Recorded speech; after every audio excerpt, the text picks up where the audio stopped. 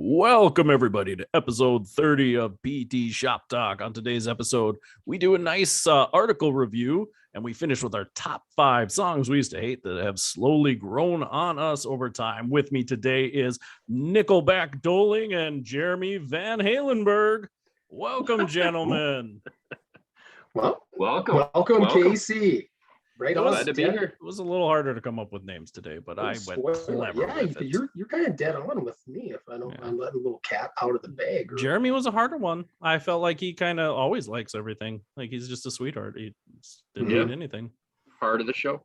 Yeah. You're stubbornly dickish too. Like I have a feeling if you didn't like a song, you're never gonna like it. See, that's what made the research hard. So I felt like with Van Halen, maybe Jeremy would have been like, I'm not really like into, like that 80s metal. And it's all, more into the rap and country combo. But then like he had to work with you and you're like, dude, I'm going to play Van Halen every day in the gym until you like it. Because Nick, I assume you were love at first jump with Van Halen. Very accurate. Gosh, you were very close. Yeah. Panama. I'm a huge Panama with the punches. Rolling. But Jeremy, like, is there go on that a little bit? Because for me, like I threw that idea out and for me, you're right. It was tough because I had like 3 right off the top of my head, like boom, boom, boom. And then after that, I was like, Yeah. I would say a lot of it is, and we can get into this later too, but a lot of stuff that you right away initially just don't like because the people that bring it into your life or just like, I'm just too tough. Just too tough to play. You brought the socioeconomics into it. I see. Oh. Yeah. I tried to keep that out, but we can talk about that when we talk about curate our list. Yeah. I like where we're going. Yes. Yeah, that'll be interesting. So we're back to this thing, a threesome. That's exciting. I'm excited today to talk Feels about fresh research. Again. Yeah, a little different. But first off, have you guys ever? You're not campers. I know Jeremy, you said you're not a big camping man. Never. Like, how do you find a tent for you to sit in? First off, it's like Daddy Pig on Peppa Pig. That's really fresh in my mind right now. He couldn't fit in the tent, so he slept out in the rain. And you're afraid that would happen. How about the Dolings? You guys campers? Not enough. Nah, I wish we would more, but summer activities, I might have mentioned this earlier, but summer's like busier for us than the school year. They plug in so many practices and activities, and you got baseball games, and then you're squeezing in trips on the weekend. It's a little tricky. We've dabbled in the idea of getting a camper in the past, but we just, when we break down our weekends, we're like, I think we'd be struggling to get our value back in return on it. Like you go pop up or like big ass pull back? We'd have to go like fifth wheel. It'd have to be, legit. You ever go RV? You seem more like an RV guy. When we've talked about that, right? I thought maybe on the pod, maybe not, maybe offline. But that's why I do want to do that when we retire. Michelle's a little bit on the fence. I got to work on that a little bit more. But I'd totally love to be the RV guy. Like just take a year and tour the States. Yeah, you just seem like the dude that just rolls into town and you're like, where's the best food? Where's your best burger? Where's the country kitchen buffet? Yeah, right. Like that's you. Where's your monuments? You guys got a place I can dump this sucker out? That seems like it would fit you. It'd be fun. Just enjoy. Yeah. We should more. I want to love camping, and every time I do it, I hate it. So recently my daughter has wanted to camp, but again, I know it's not going to go well. Maybe it's a self-fulfilling prophecy. But I'm like, let's camp in the backyard. That's safe. Yeah, good call. Great call. Yeah. So I threw up the old tent in the backyard, and this happens quite often where my wife tells me I'm doing something stupid and I should listen to her, and I don't listen and I regret it. But she's like, well, like we should air up an air mattress. Like you're a very fragile man now. You're getting old. You complain about things all the time. And I'm like, that's not camping. Like I water my lawn. It's soft, lush grass. Oh, good for you. Yeah. Nice. Sorry, Mother Nature, but I put chemicals and water the heck out of that thing. It's very soft. So I'm like, that's like sleeping on a pillow. Anyway, so threw up the tent. It's not. It wasn't. It wasn't. It was not. It was very uncomfortable, very hard. the softest ground in the world is still much harder than an air mattress.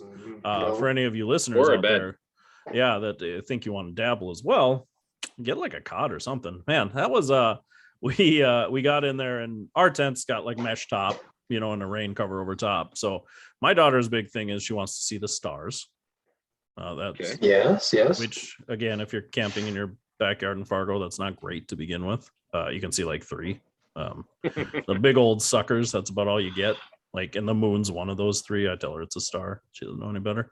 But yeah, so we're sitting out there. We do the campfire thing. We got a fire pit in the backyard that we never use. So I was like, oh, let's burn a bunch of wood, because I always pick up branches and throw them in a pile because I think we're gonna do a fire pit. And then I'm like, but our kids go to bed way before it's dark out in the summer. Yeah. But I'm like, perfect opportunity. We did the s'mores thing. So I pull the cover off the fire pit. Instant mouse runs out, and I hate mice. Can't stand them. Oh, like, really? Oh God. Like, yeah. Ugh. I'm not scared of them, but I just find them very gross. Way better than snakes. Yeah, 100 times. Yeah, if like a snake would have rolled out, we're not camping out here tonight. Call it. We're going inside. No kidding, right? Yeah. Slithery guy into your tent tonight. Mm-hmm. Yeah, he's looking for a shoe or a boot to just lay in. That's what snakes do. A snake in my boot. Yeah. Well, the classic Woody. But I'm like, oh God, I hope, pray, but I know better that there's a nest under this fire pit, So I pick up the fire pit, and sure as there's a nest, and the stupid mouse is like kind of gone, but I can tell didn't let the fire just take care of it. Well, then I picked up the nest because I'm like, oh God, I hope there's not like baby mice in here. Lifted up the nest, and there was like about 10 baby mice in there. I'm like, oof. And they were like that cute size where they look like little puppies. And you can't euthanize those in the fire, huh? Yeah. Big tough guy ready to kill cats earlier and dispose. So here's the thing. I hate mice. I kill like a ton of mice. Like if you enter my space and you're a mouse, I have like 13 different ways you can enjoy your death. But I'm also a softie at heart. I'm like, well, I can't kill these little babies. They're just living in nature. They knew no better. So like I brought my kids over because I'm like, hey, you guys should come check these little mice out. It's kind of cute, nature, Interestingly enough, because of my hatred of mice that apparently my son knows, he's like, oh, they're so cute. And he looked at me, he's like, you're not going to make me stomp them, are you? And I was like, where did you get that from? I have never once made my son kill anything, just so you guys know. Okay. So anyways, how old is he now? Is he 6? 6. Yep. 6. So I took the shovel. He's ready to stomp him at 6. Yeah, no kidding. Oh, that's Come good. on, man. Baby stomp. Good stomping age. I know. I'm a fun man. Trying to raise these kids right. Anyways, so I took a shovel, didn't smash them. I moved them over to this little wooded area we have in the back. I said, nah, you're going to die anyways, but good luck. So we did the fire thing, and spoiler alert, they were dead the next day. So Mother Nature took care of that. Yeah. And anyways, did the s'mores thing, and then we got in the tent, and as we were finishing up with s'mores, it starts raining. So that sucks. Good for me. Tenting, was there? Oh no, Dr. Doling, there was plenty of tenting to still be had. I was actually jacked because my least favorite part about tenting when I was younger was the fact that like, whoa, it's 5 o'clock, it's 200 degrees in the tent, time to get up. Yeah, that's awful. That's so terrible way to wake up. No, this is gonna be pleasant. It's gonna rain all night and be cool. But then I forgot about my sweet little daughter that wanted to see the stars. So then we get in the tent because we have a rain cover for it if need be. So throw that up, and my daughter just doesn't understand, like, why can't we see the stars? I'm like, well, twofold. Trouble. Me. It's raining, can't see through clouds. And then I have, open your flipping eyes. Double idiot. Kid. Yeah, like you can go inside. How many times read a book? I need to explain this to you? Yeah. And then we have the cover on. So then I like have to entertain my children. So I grabbed a tablet. I was like, well, let's just throw that on. We'll watch a movie in the tent. That'll be nice. You're really roughing it. Yeah, we were. Well, yeah, it sucked because the Wi-Fi wasn't great out there. So we're buffering. Connors ran into that in the past. Yeah. They come in like, we don't get good Wi-Fi out there. Yeah. So that was a struggle. My daughter wasn't loving it, so she eventually had to go inside with my wife because she was gonna have a terrible time no matter what we did. So then me and my son slept out there, and yeah, I woke up in the morning just absolutely miserable. And I'm like, makes sense now. I remember why I do it every couple of years and gets better. So you are acknowledging that there's some type of musculoskeletal orthopedic involvement to this sleeping arrangement, right? That created some pain and stiffness. Yeah, I think it's biopsychosocial. A little bit of all of it, really. If I'm gonna be honest, was it just your past conditioning. history? Yeah, I fear conditioning. I was gonna hate it. Too many noisy neighbors. Yeah, my body hated it physically because it was very uncomfortable. Yeah, there was a lot of terrible things about it. So yeah, tenting, camping, still not in the cards for Casey Hansen. So yeah. Oh, good. That just confirms my beliefs. Yeah, Jeremy, you haven't missed out on a thing. You have done it right. Yeah, I'm a little jealous. I wasted 5 or 6 nights of my life trying to enjoy this thing. I think if you would, go ahead. No, I was just gonna say. I think I told you, Nick. I'm like, almost all of my siblings have had campers, and then they sold them within like 5 years. Yeah. Like they just don't use them. Yep. You know, so I'm like, if I was gonna go that route, I'd rent one for a couple weekends. Let's see, but it's not gonna be better than my house. Like I'll go drive to the woods for a couple hours, and then I'm gonna come home and sleep in my bed. And let's be real. You, a man of your stature, physically and sociologically, you need to be on like extreme RVs. You need like the big king size with the granite countertops. You need to keep. I don't need granite counters. Makes the experience so much more pleasant. I don't need granite countertops, but I don't know. I don't get it. I'm like, we've evolved as a society to not have to camp. Yeah, I keep telling myself, oh, the fresh air will be good for you. You'll be one with nature. There's some cool about it. You don't find anything like a little cool. There's still something cool about it. No. I keep telling myself there is, and every time I do it, I'm still searching for it. I'm actually probably going to do it again this weekend because my wife's gone and my kids want to try it again, and I'm going to hate it again. But you're right on the temp though. The temp is like the diciest part. If you can get like a sweet, like last night down here would have been perfect because I think the overnight drop, it was like, no, there was 0 wind at all. I think the overnight drop to, was it like 58? Man, that's some sweet, sweet temp. You can be bundled up underneath that. Mm-hmm. And we're getting to that stage in the season where at least you can get like another hour of sleep. The sun's not coming up like right at 5 a.m. It might be closer to 6. So, those were all things I told myself. And you got to keep reinforcing. You're going to have to keep reinforcing. See, I need to have a safe, positive experience. That's the problem. It's not happening. Lots maybe of these, it'll come this weekend. Yeah, maybe. If nothing else, I can at least say, well, at least I'm here instead of like WeFest, where those folks are. Yeah. I was going to ask if this is timely just because of WeFest weekend. Yeah, no, it had nothing to do with that. No, never been enough beer and booze. You can sleep in a tent. I used to go to this jamboree up in Botno called Rockin the Hills. Oh yeah, yeah. Of course you did. Oh yeah, yeah. And I used to get pretty ham-boned up there. Even then, man, I went for the car instead of the tent. Like I just slept in my car. Way better. Did you wake up with them steamy windshields? Oh yeah, all the time. I am a heavy breather. That's a gross feeling though when you wake up in a car. Heavy breather.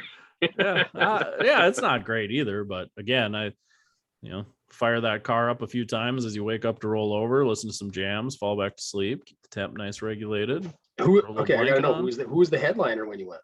Oh, I went every year they had it except for the last year. So I don't really remember a lot of music I hated. If I'm going to be honest, it was definitely a lot of 80s stuff. I think Poison was probably the biggest band I remember headlining. I think Alice Cooper did it one year, if I'm not mistaken. Oh, maybe those Moondance. I always wanted to go. Never made it up there. Yeah, it was fun. My father used to help with security out there, so he'd always get me like a 21 badge, and I was not. So that was a jam. I mean, that was a great time. That's awesome. Like Daddy Hansen's out there cracking skulls. Oh yeah, we That's awesome. dude was having the time of his life out there. He's an avid listener of this show, so I can't talk too much crap about him because he always calls me out on it. But yeah, he he used to always and we'd always play the like Find My Dad game because I never could. I mean that dude was loving it more than I was, I think. So awesome. It was a great weekend. Yeah, I want to party with your dad. What's your dad's name? Fun fact, most people call him Nitro. So yeah. What? That was my grad school nickname. Whoa, maybe you guys are destined to be. We're destined. Yeah, that was it was written in the stars. Yeah. So no, but that was like too much power to my head later on as I got a little older and like a little more confident. Like I would get like the security badge so I could like go backstage and stuff. And I remember one time because I never helped at all. I was absolutely worthless. I remember we were up there with a crew of guys and we were hanging out with these gals like people are ought to do when you're young and single. And these girls are like, they were drinking their wine coolers, and we had back at our campsite. Charles and James. Probably. It was probably Mike's time by then. It was probably. Okay, so that's not a wine cooler, bro. You got if you're gonna call hard lemonade. Spade a spade. Yeah. Anyway, so we had like the huge, like football water jug full of like I don't even remember what we had in there. Teas, maybe Long Island iced teas. And we were like, nice. So me and my buddy were like, well, we're gonna get you guys something decent to drink, with a little booze in it. So we walked back to the campsite and we're like, ugh, that was a long walk. That took like upwards of 10 minutes. Like that was crazy. Exhausting. Yeah. So fatigue set in. What did they give you? What was the choice? What's that? What was the magical elixir they gave you? Yeah, I don't remember what it is, but I'm like, let's fill up about 12 glasses. Let's just hop in my car and drive back over there because I ain't driving or I ain't walking. Not a good idea. For listeners, I apologize. That was irresponsible. I'm a different man now. I've learned from my mistakes. So we start driving back. And if you guys ever been to one of these things, like people are walking everywhere, right? It's just a free for all. They could care less if you're driving. So I'm like, you hit somebody. It's like this is like the start of a scary movie. This is not a murder story. I would not tell it if I killed somebody, Jeremy. Did last summer. No, I don't think like the statute of limitations is up yet. I didn't say kill. Who'd you hit? Nobody. But he killed somebody. Anyway, so I'm like driving. I'm driving. I have like 3 drinks in my hand. My buddy's got like 4 in each hand. Let's driving. Draw attention to ourselves. Yeah, so I'm honking. He's hitting the swish pretty hard, Jerry.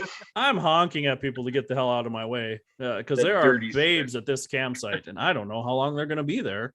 So I got to hurry, right? And again, people don't care. Just walking. So I'm like putting my head out the window at this point, yelling at people to move. Hey! Yeah, move. Right at this time, 2 cops on 4-wheelers, so not security, cops, like the real deal. They pull up. It was not Nitro. No. Nitro was nowhere to be seen. Heading the other way of the police, I would assume, like his son should have been. But again, I was probably, I think at this point, 19. Maybe I was 18. A little more confident, right? These cops pull up and they're like, "Sir, what's the problem?" And I put my drinks on the console. Smart. And I put my hand out the window with the security badge. I said, "I'm security. These people need to get out of the way. I have an emergency I got to take care of." What's the emergency? The cops turn their lights on and move everybody out of the way for like 3 campsites worth of people and drive me to my campsite. Wow. Then we get out. We call that lucky. Yeah, I parked my car and I was like, we're never doing that again. That is the last time we get in the vehicle this weekend until we're going home. But it was a very fun story. Hashtag blessed. I'm happy for you. Yeah, no. We knew lots of people that got DUIs up there. They were pretty strong-handed up there with that, which is a good thing because pretty much every year at Rockin the Hills somebody died. So strong-handed, except for in one case. Strong-handed because there are people like you up there. Yeah, I was part of the problem. So irresponsible, but I've grown up. So Rockin the Hills. Only Where time do I've we enjoyed segue camping. from here, because this is just a whole slew of I'm not going to say solid life decisions, Case. It's just No, and I just But- want people to know you can recover from these poor life decisions. correct. You can change. You pulled it back. I you feel really like pulled we live in the society now where you're not allowed to make mistakes and learn You've from totally them and be a better redeemed person. yourself. Yeah, No. I've moved on. I can say that, coming from a place of having never made a mistake in my life, That's fair. particularly Same. when it came to alcohol. Same. Correct. Me too. But I have sympathy for you, but not empathy. Empathy. Yeah. Yeah, That's okay. Yeah. I mean, that's my job on the More- show. I'm More sympathetic. Yeah. open book. Yeah, pretty squeaky clean. You know what I like to say. Yeah, but Yeah, that's nice. That's nice of you guys. Glad Thanks for you sharing. moved on from that. Thanks for sharing, everybody. I feel weird. no, that's a joke. That's meant purely Drinking a to glass make, of make, giant wine right now. make light of the situation. And, What's that? Nice Chardonnay? What do they call it? Wurtzmeyer? Wurtzmeyer? Wirtzenheimer. Yeah, the same Wiener. people that make Worcestershire sauce, I believe. Is Yes. their wine. Ooh. Correct. I Correct. like me some Worcestershire Yeah. Anchovy City. Doesn't taste about the same, but no. Yeah, I don't know how we segue. One other thing, quick though. I We're started one good thing this week. I tried a new pair of running shoes on. You guys ever use On Running? You guys try those shoes? No, you see No. them on folks? No. Oh, the Swedish. Yeah, I don't know if it's Do you Swedish have or. them? Can we see You're them? such a. You're Oh, you're I'm not so gonna. trendy. This is like Case- going to the campsite. You want me to This walk is all the way it's a upstairs? shitty story. Your story sucks It unless I doesn't can suck. see it. I gotta see it. If you got new It's kicks that you want to theater of talk the about, you mind. gotta show us. What are you guys going to talk about while I leave? We'll talk amongst ourselves. You Don't got worry something? about it. You got Trust like us with the pot. It's gonna take me a while. It's gonna take me a while. All right, you A guys are in good charge. captain can trust his crew Hey, leading are the those- ship of the pod. What are those shoes behind you? Asics, which was I usually run a Nimbus, Nimbi. I I run have a Nimbus. multiple. It's a Nimbus. Oh. Yeah, it's a Nimbus. It's a cloud. but I run a Come on. Nimbis because I use multiple. You should. Nimbuses. You should spring for some gel Cayanos. Ugh, Oh, no, Come they're so on. No bulky. They're so bulky. dude. Oh, Are you for real? I used to mm. work at Foot Locker. Man, these Yeah, On shoes you're though, just they trying to are sell them for they're- $190, bro. they're like clouds. I'll go grab They're them. like 100. Yeah. You guys chat amongst yourselves. Show me these dumb shoes. Okay, I will. They're sweet. They're Swedish, aren't they? I don't know, Swedish, Icelandic, Finnish, something around You know, there. you- People that don't know how to run really. On a So- scale from 0 to Hoka, how ugly are they? Super ugly. Yeah, Hoka Um, Plus. I don't know. It's the ugliest shoe I've ever Hoka worn. Plus. No, Oh, they're- I'm excited. Now I gotta see them. Now I Yeah. have to. They're Hoka minuses, but you were talking Nimbi. Nimbus. Yeah, one it's I multiple pulled up- Nimbuses. Yeah. It's a The Nimbus. one that I pulled That's up not is true. called Cloud Monster. That's the one I bought, Jeremy. They said they were the Yes. closest to a Nimbus. Oh, it makes sense. Yeah, that's the What? shoe I want. Well, okay, I'm All right, still go, at a loss. go. I need Start to see it. talking. I'll be back. Okay, trust us. We will talk. They're probably a little better than a Hoka. Man, that Hokas. Every time I see somebody wear them, God bless them, but I'm like, dude, I'm not gonna rock those. Are they zero drop Hokas? No, I don't think they're zero drop. I think their kind of hook is more the cushion level. You know, Okay. the thickness, and they just look so dumb and bulky. I don't know. But I've rocked Nimbus. I want to get into some Brooks. So there's these dudes I'll watch every now and again on The YouTube Ghosts? called Buff Dudes that there's like a new style of Brooks that they were talking about. They did this cool little feature. Ironically, same thing I did in July. I remember I was running like every single day, no matter what. I had to run a minimum of 1 mile. Yeah. And they did the exact same thing. Only I don't know when they started theirs and when it was edited and all that, but they have this partnership with Brooks, and they said all these guys are like they're like 6 feet tall and like 225. So I'm like, What? and the older brother's like the younger brother's like 230 something. So I'm like, this is like perfect. And they talked about how it was really lightweight, but still had enough cushion for them, enough support, and they looked amazing. So I want to look those ones up. I want to watch again. I think I want to get into some 5-finger shoes. Are Oh, you for want me real? to That's go so grab old. those as well? Do you know? Oh gosh, you Oh, yeah. are a fun. I had Vibrams. You- Yeah, those are great. You have a whole your whole body is like caked in Vibram. It's just who you are. Yeah, I have the Quarter gloves, the zips. underwear. I don't even want to describe the underwear. You shouldn't. I need to be in contact with the world at all times. You shouldn't, Yeah. man. That's what I camp in. All right, so let's show us these things. Come on. All right. So here they are. I can't believe you haven't heard of them. Big Stone Blue. I just didn't. Oh, I've seen those over and over. I Purple, just have no actually. idea what they're called. My They're camera. purple? Yeah, my camera must be off a little bit. What kind of filter you have on there? I got to take some of the reds out. Otherwise, all my right. skin looks a little too red because I drink too much, as we've talked Going, about. do they look blue, don't they?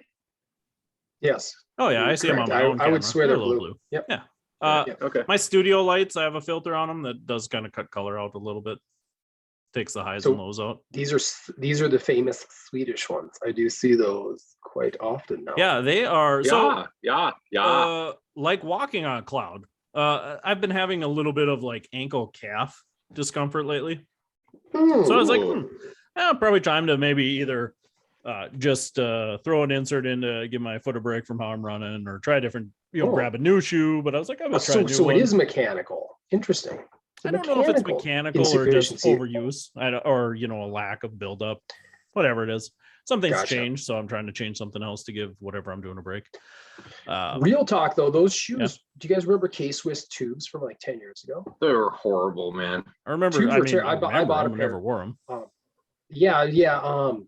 Patrick Willis for the Niners was like a spokesman for K-Swiss for a while, but I bought a pair because they were all like, same thing, like all this flexibility and durability. You went into Foot Locker. We sold they loved K-Swiss and Foot Locker. Well, yeah, back in the day, like a pair of sweet white K-Swiss, that's hard. You can wear that. We wouldn't train in them, but you walk up, you kind of casual shoe, definitely. Anyways, but the tubes were trainers. I like to run in a very soft shoe, either super soft or super firm, one of the two. But I don't like any motion control. I absolutely hate anything that stops me from pronating. I believe your foot. I agree. I think your foot needs to splay when you're done. Totally. So that's why I do buy, like, usually the more expensive shoes are like the cushion shoes. So yeah, these have very little motion control that way. I like them that way. The heel's pretty soft. He doesn't want the Cayano, Jeremy. Yeah. Get whatever. Learn to run like a human being. You need that medial post, bro. That's what you think, but it ain't true. I just don't run. Big beast. I wear problem solved. Yeah. Fear avoidance. I wear Vans. I wear Vans to run in. Ooh, somebody's gonna agree with you. Some goulashes. So Casey, how often do you break out the 5 fingers? You still rock those? Zero now. I when I ran in the Vibras or Vibram, I can't remember what they're Vibram. Yep. Vibram's the company that made them. Yeah, I was probably like 60 pounds lighter than I am now, so it was definitely much more comfortable at that point. I think now, because I'm not like a 4-foot runner, I just can't do it. Tried it. Midfoot. Tried to teach myself. Midfoot. I get a little bit of a heel strike. Midfoot's good. They say midfoot's the perfect foot. Yeah, I still get heel strike every once in a while, but just get under your center of mass. Yeah, when you have the Vibrams on, you can't heel strike. You can, but you'll regret it. You're right. But yeah, it's just more of a jar now with where I'm at in life. So I do like a little more of a shoe when I run. But closest I got to that was I was doing a lot of halves back 10 years ago when I would do Vibram partnered with New Balance and made a pair with a Vibram sole, and I bought a pair of those. I still have the Minimus, New Balance Minimus. I still have those. I would never run more than like 2 miles, and they'd be for speed days, and they worked out okay for that. But I think the longest I ever ran in the Vibrams was about a 6 mile. I think I went for an hour run one time in them.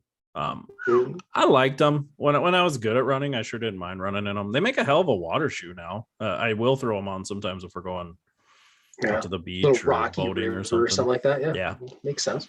Yeah, I think those things would probably survive a zebra mussel encounter. So maybe fair. But then you might be stuck with painful ideology the rest of your life. Keep trying. Learned experiences. I'll try it again. That may predict future experiences. Well, I think common sense would tell you not Common to go out in the water with a bunch of razor sharp muscles out there and People swim. who listen to this pause like, what the hell are these idiots? We'll get to it. Like, they know by now we try to do some have sort no of dumbass segue. Semblance of English grammar. From fear to safety, a roadmap to recovery.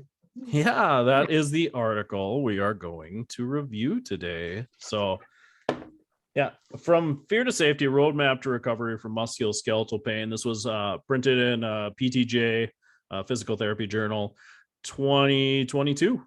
So relatively new. I think the advanced publication I have was December 23rd, 2021. So, not like new, but I think new enough to warrant us to go over and talk about it. I think it's a cool article. I don't know, like actually the first couple of authors were a little more unfamiliar to me.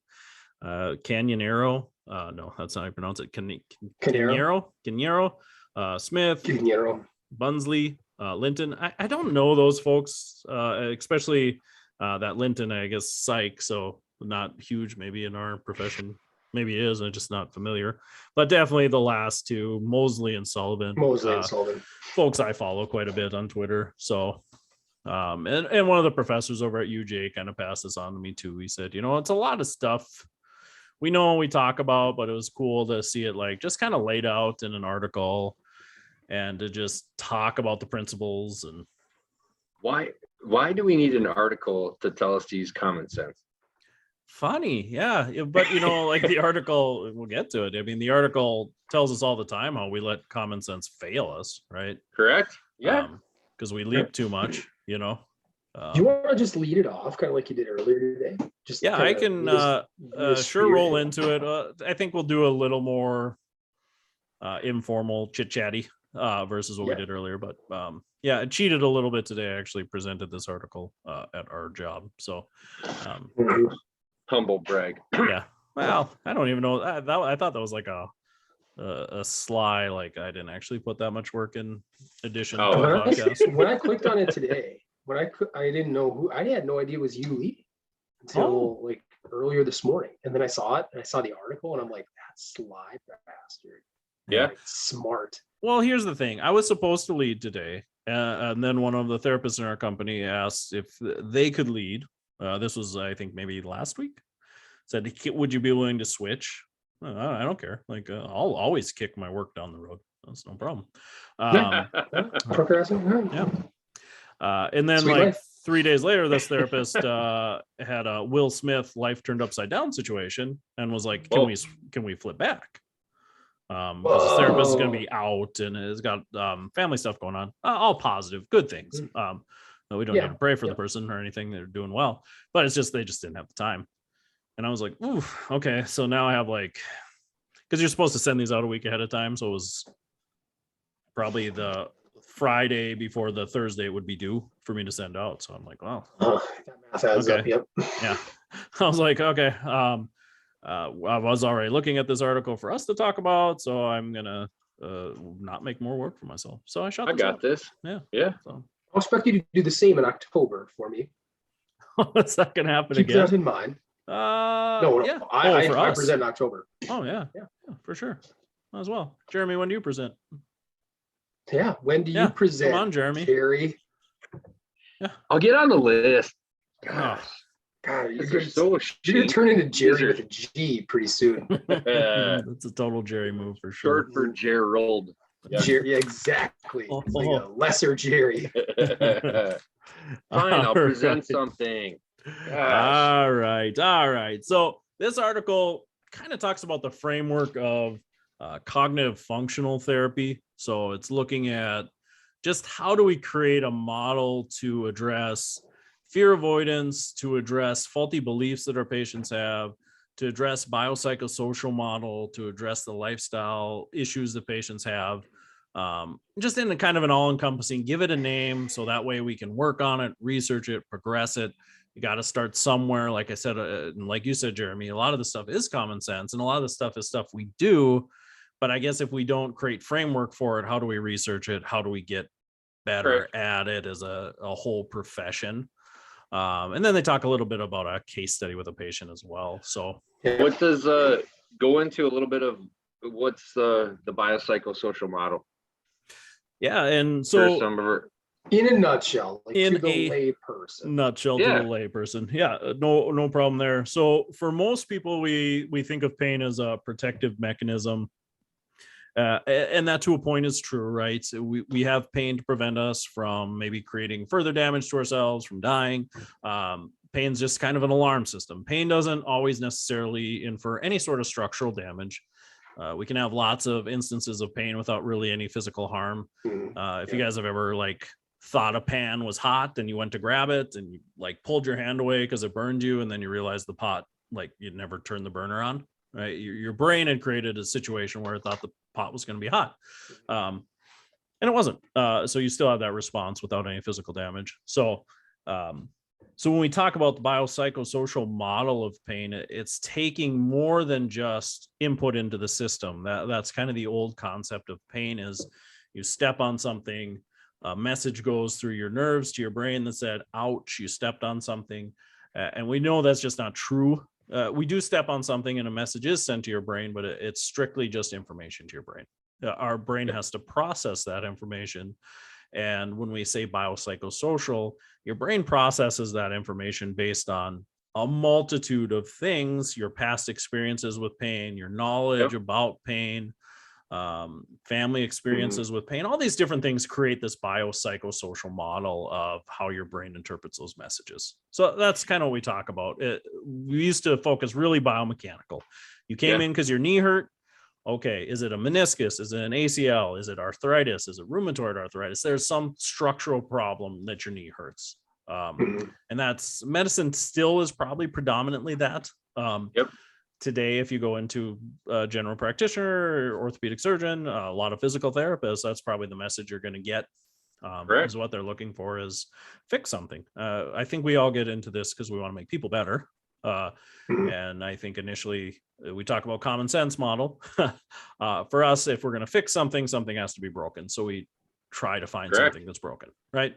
I think the two common, like at least in practice, right? I think the two most common questions is like, what's wrong with me? How can you help me? Right? And like you said, like the biomedical model, or more based on, hey, we took this image, there's arthritis, that's the problem.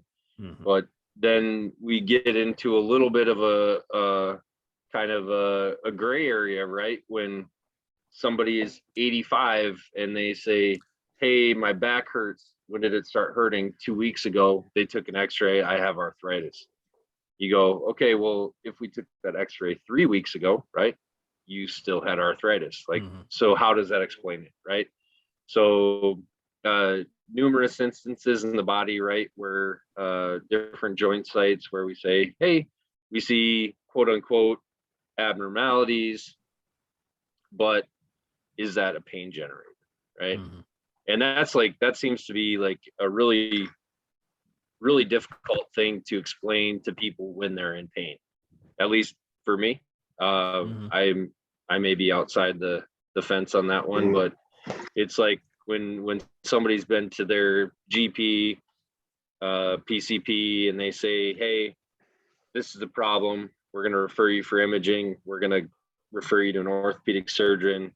Okay, this is the problem. And then they come back to us. That's an area where I see some difficulty shifting beliefs, right? I think we touched on this a few weeks back, maybe a few months back, but it still comes down to how that message is being relayed by those other providers too, by the time they get to us in those situations. Because if they're and I think we acknowledged, right, Casey, I think we agreed it's probably getting better.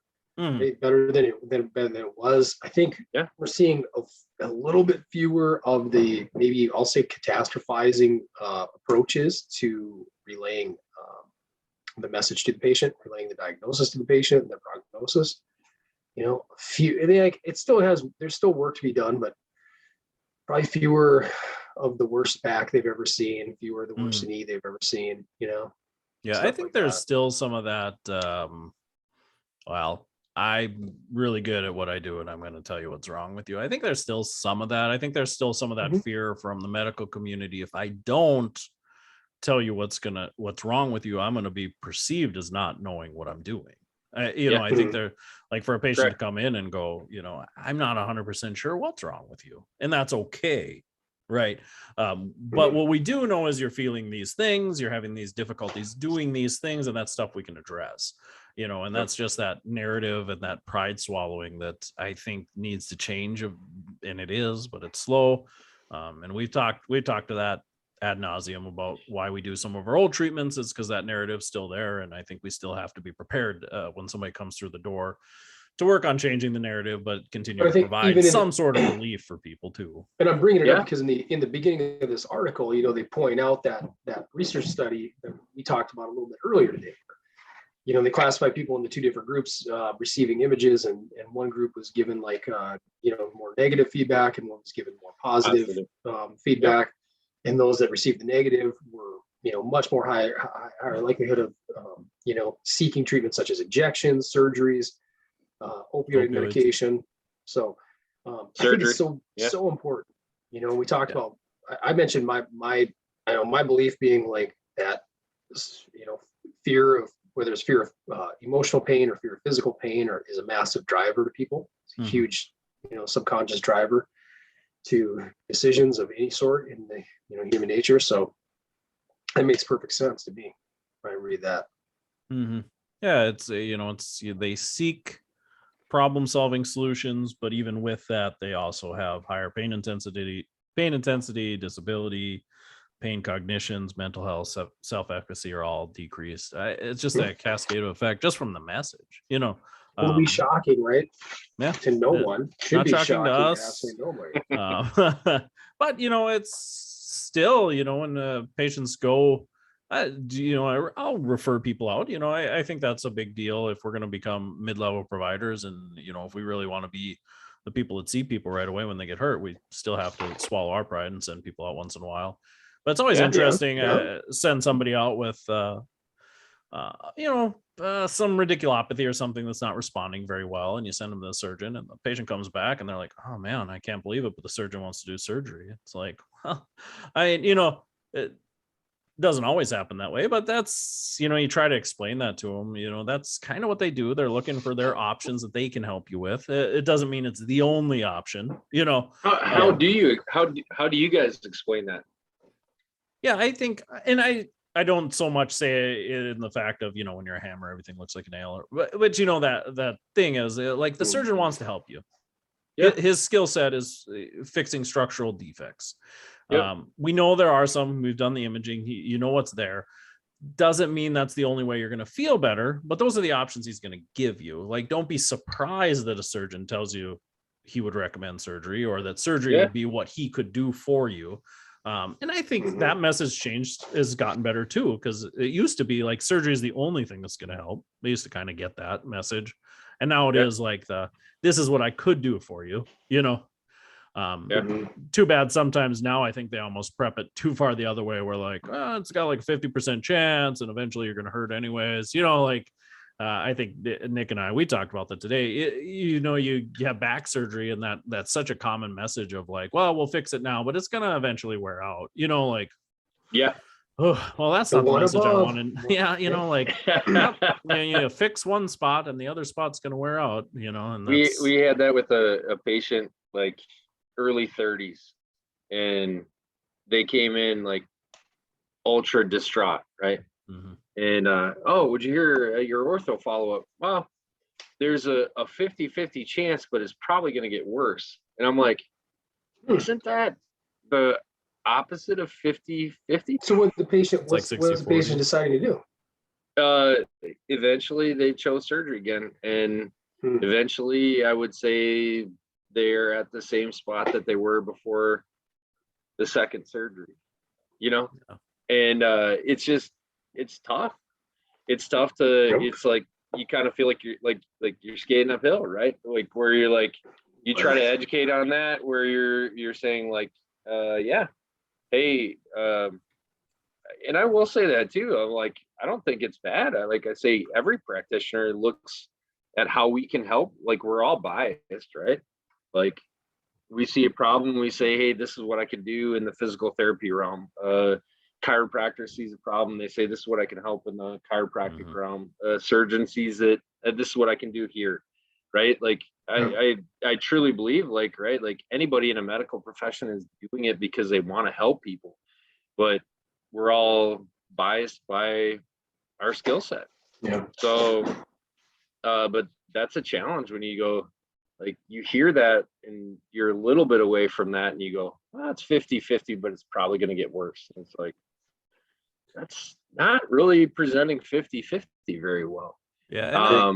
And I don't mean to be negative towards surgeons. I think they do, you know, they're definitely necessary. They do good things, but I have to imagine Obviously. that is probably really hard for them because you can't lie to patients. You know, a patient can't come in for back surgery and go, oh yeah, you're going to be way better. Like these go great. You know, research shows 90% of these get better. Like you can't just lie to somebody. I mean, you have to be honest. But yeah, how do you be honest about a surgery without already prepping them, as we just talked about, this biopsychosocial model, to like have so much fear that it's going to get worse? You know, But you just I think it's great they told them it's like a 50% chance. I think it's all, but that helps them make better informed consent. I think it's great that they told them the likelihood is you're probably going to have pain again. Yeah, but this was in response to a second surgery within a year. Mm-hmm. Like same area. But did the surgeon tell them they really should do this surgery, or were they explaining it out and let the patient decide? No, they were leaning towards the next surgery, which ultimately happened. And I would say, like, now we're getting to the same spot that we were before, like after the first one. Okay. Right. So we're at a point now. I think we could move on through the article and get, because we're kind of this is stuff I think we've rehashed before in the pod, and it's good stuff. I mean, we could really, really go on. But what's cool about this, and why I didn't just, disregard it when you shouted out case like a month ago, I like that they're willing to acknowledge in some of these cases a real legitimate pathway to actually intervening and providing something of substance to patients, is being considered here. Like, we need to look at that. So, you want to talk about the common sense approach a little bit here? Yeah. So as we talked about biopsychosocial, there's getting to be more and more evidence that really the management of persistent musculoskeletal pain, and that's really, I do want to say that's what this article is focusing on, persistent musculoskeletal pain. I think there's potentially different approaches towards acute pain and pain that's falling within a normal healing time frame. So I don't want everybody to listen to this going like, well, this seems like a lot of work or ridiculous for an ankle sprain, or I bent over, hurt my back. Like this is definitely more of a framework currently to address more persistent pain. But that being said, maybe some of the things from this article can be gleaned during your acute phase care to prevent progression. Right, for sure. But we got to get into this because Jeremy's got a patient that needs to get better. Just had a second lumbar surgery. And boy, chances are they weren't going to get better. So anyways, that's where that cognitive functional therapy comes in. It's a exposure-based therapy approach. So what we're talking about when we talk about different models of why patients develop this chronicity, a big one we talk about is the fear avoidance model. And I think we've discussed that before on the pod, but not everybody has listened to every episode. But what it really comes down to is when you have an injury experience, typically one of two things happen. You have the injury, you assess it, you realize you're safe, you go through the normal healing, and life returns to normal. I think most of us have had those experiences, whether it's a paper cut or a stub toe or ankle sprain. Life's good, life's fine. The other end of that is we hurt ourselves, we start to worry about it, whether it's because you have to worry about getting back to work, getting back to school, you're worried how you're going to be able to help out at home, you had a significant other or a family member that had a similar injury that didn't turn out well, you watched a ton of TV shows, you've heard all the nasty things, your education has talked to you about all the bad things that could happen to you, and you start to worry about it. So you start to avoid typically initially movement. We'll talk about that when we get to the common sense model. And then as things don't get better, you worry more. Right. And so you avoid more. Yeah. And then you start to hurt more. And then you worry more. Right. That's that fear avoidance model. We talk about getting in this cycle. How do you get off the roundabout? So the second part of that, when we start to look at the fear avoidance model, and we talk about conceptualizing how do we treat it and how do patients get into it, and then how do we treat it, is that common sense model. So really what the common sense model comes down to is a process by which an individual makes sense of their pain and what it means now and moving forward. So when we talk about somebody that maybe bends forward, hurts their back, the common sense model for these patients says that, well, I bent forward, that hurt my back. And then patients oftentimes make the leap towards, instead of reassessing that, bending forward again, or trying some of those experiences of bending forward because they think that's what hurt their back, they avoid bending forward, which is that leap in common sense that causes people trouble because they don't bend forward and maybe the pain doesn't increase because they're not bending forward. So they assume that not bending forward is the same as bending forward. So it's this leap in common sense that we have to really focus on breaking that apart. And then that common sense, that lack of bending forward, they talk about that in this article, tends to then grow as time goes on, right? So they had that misconception that not bending forward was the same as bending forward. They never really reassessed that safety of bending forward. They've just been avoiding it. And they infer that into similar activities. Well, I'm going to avoid bending forward. So I'm going to avoid vacuuming. I'm going to avoid putting my shoes on. I'm going to avoid picking up my kids. Again, all these activities that they're inferring from this initial common sense leap that, well, I bend forward to hurt my back, so bending forward hurt my back. And then they start to go to dissimilar activities. Talked about that today. Lifting overhead, bending forward's a lifting task. So lifting something overhead is still a lifting task. So now that's something I avoid, even though that's a completely opposite movement. Now we're talking extension, right? As you lift overhead, you tend to extend up. So now you're starting to avoid dissimilar activities from the one you originally thought. So that's kind of how that common sense model comes around from the patient standpoint of how you get into fear avoidance model. And then the common sense then from our end is, how do we create safe experiences for patients, whether that's graded exposure, different techniques to make the patient realize that bending forward isn't necessarily going to produce pain and that activity is not a threatening activity. I guess that's kind of a 10,000 foot view of it. I mean, I know that's probably sounding complicated, but no, I like the thought of, our memories inform what we do, right? And if you attach that to a fearful memory, like the last time I bent forward, I was in excruciating pain. I was off of work for 6 weeks, right? Like it is common sense to say, like, let me stop that. But then then what's our gap in there? Like, how do we help them gain control over that again, right? And it's interesting how you can get, what we said, it's a roundabout, right? They get stuck in that fear avoidance model. I just had that instance this week where a patient came in, seeing them for something else, but they were like, "Oh man, my hip's killing me." Oh, what's going on? Well, I typically I walk on a really high incline, really at a pretty slow pace, and I thought to myself, well, let's flatten this thing out, and I really want to work on my speed. Well, then my hip started hurting. So he quit on the treadmill. And that was a correlation. Yep, that was the correlation that running on the treadmill caused me pain. Avoided running on the treadmill. Started to, again, now pain with walking, pain with those kind of things. Again, he's starting to infer based on the treadmill thing. But it was just so interesting to go, okay, so how long did you try to run on the treadmill? That first time it hurt. How many times did you try it since then? Well, I instantly stopped. I knew that was fear avoidance. It caused me pain. Right there. And here we were, like 2 or 3 weeks out. So, okay, so you avoided the treadmill because you thought it caused you pain. So it's gotten better since you stopped running. Oh no, it's gotten a lot worse.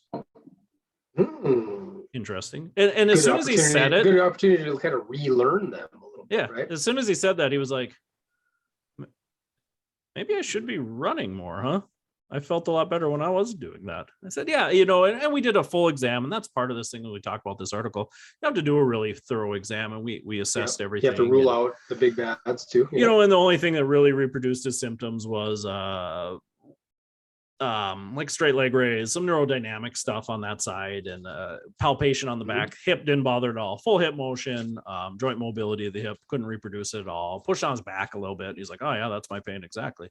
So, patients do want to, they talk about the 5 dimensions of this common or common sense model is, what's the pain, what caused it, what are the consequences, what's the timeline, and what's the ability to cure it or control it. So we did do this nice eval and said, well, I think you're just really used to running on an incline. You flattened out, probably put a little different stress on your back than you're used to.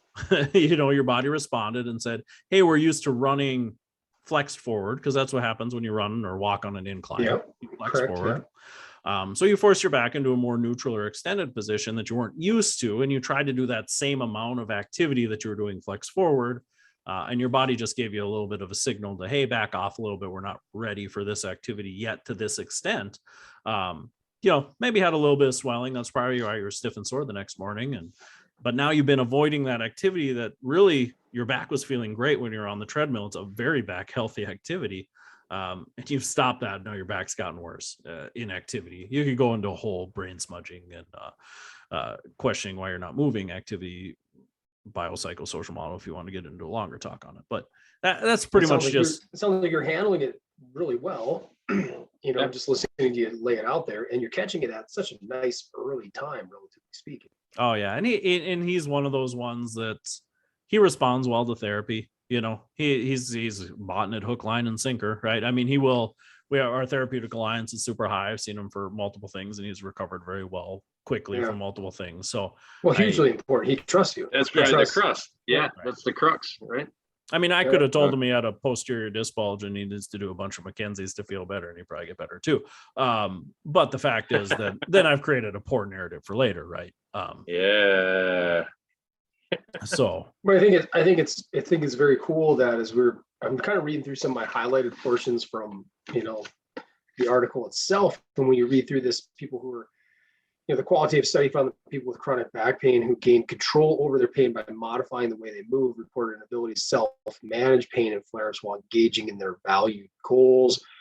Among those who did not achieve pain control, some reported poorer outcomes of follow-up, whereas others reported that accepting the unpredictability and uncontrollability of pain, or adopting a new and more positive mindset about the causes and consequences of pain, enabled them to control their worry and still engage in valued activities. So that's kind of cool. It's showing that even in these subsets, they were seeing some level of benefit to doing this. Mm-hmm. Whether it was being able to manage pain and flare-ups, or whether it was just being able to just continue to stay active regardless of pain, not let it become disabling, which is such a huge piece of it. Yeah, I think that's a big, the cure versus controllability, that fifth part of that common sense model too, is just, sometimes like making sure, and that'll be an interesting when we get to it, like sometimes it's okay to, take fear away from pain too. Correct. Not just fear away from the activity. I think sometimes we have to start there. But eventually you want to get people, like you said, not be afraid of pain, really. When pain control is not achievable during this process, the focus is placed away from pain and towards the non-protection and reassurance of the activity is safe, while undergoing the process of greater exposure to personally relevant and functional lifestyle goals. I think this is a great practical, it's plan B, baby. But I don't think it has, like Casey said too, I don't know that it always has to be a plan B. I think planting those seeds during an ankle sprain are important, right? Yeah. Like you go, gosh, in this young. But I don't think we're talking about the same. Sorry, I don't think we're talking about the same population though, right? And so I agree with you completely on that. But in this particular article, in this population, we're talking about people who battled this for years, right? And they've got like the one case study example, like a 23-year history. We've all worked with patients who've had that. They've had, a decade of pain. But how do you stop Jeremy's population from becoming your population? Correct. That's what I'm saying. It's like, what was the seed that led them to that population? And I would argue that it's pain equals damage, right? We stop because pain equals damage. I'm not arguing with you. Not at all. For that population. And I'm saying again, this is going to work, but I think that we're speaking to like a different, more challenging subgroup. Yeah. And I like how you're talking about the roots of it. And you're right. You're 100%. I agree with you completely on that. But that's it. That's also like a bigger 30,000 foot view of it. And it's like, that's long term, like 20 years from now, hopefully, if we're all doing our jobs right, 20 years from now, we're not going to have the same percentage of chronic pain patients, right? Whether it's ankle, whether it's back, maybe it's the interface of both, because they learned from your great ankle rehab that tissues heal. It's not going to be debilitating, and they can transfer that when they have back pain later on in life. Correct. You know? And in the like the background. But in this case, this is like chipping. What I like about this is chipping down, like this is breaking down walls, man. Yeah. But I look at it from the standpoint to say, like, in the first like 2 sentences, it might be one long sentence in the background. Run on sentences. That's chronic. Chronic pain is the leading cause of disability worldwide. Yeah. The disability burden predicted to grow exponentially in the next 2 decades, placing unsustainable strain on our health. It's kind of ungodly awful. Yeah. So, but then I look at that too and say, like, so we would say, yeah, these are people in a more chronic population, but like, so how do their kids perceive that? How do their family members perceive that? How do their spouses perceive that? And then what do those experiences lead to their own interpretation of pain? Oh, you're 100%. Yeah. If you could get all those people together, and I think it does speak to that, right? Like the family structure or something, like they need to be on board, or it's better outcomes when the family's support structures are there, caregivers are involved. Yeah. Again, violent agreement here. Yeah. I love it. When you talk about the common sense model, that is one of those things that sometimes I mention to patients, is here we are 2022. Like, think of how jobs have changed. Like, think of those factory jobs in the 1800s or even the 1950s, 1940s, World War, that kind of stuff. Think about the medicine we had. I mean, cocaine and morphine, right? Like, Tylenol hasn't been around that long, right? Yeah, like Tylenol, chronic pain and illness is like astronomical. Yeah, that's where you're going, right? Yeah, right. Like that common sense model would tell you we've improved how we work. Like, we have disability, we have PTO, we have OSHA, we have all this information on how to do your job safer. We have ergonomic chairs. It's only you can statistically point back and say that's actually made it worse. Yeah, all this stuff has made it worse.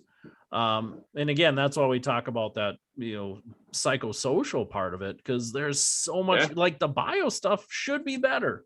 Medicine has gotten better. Our jobs have gotten safer.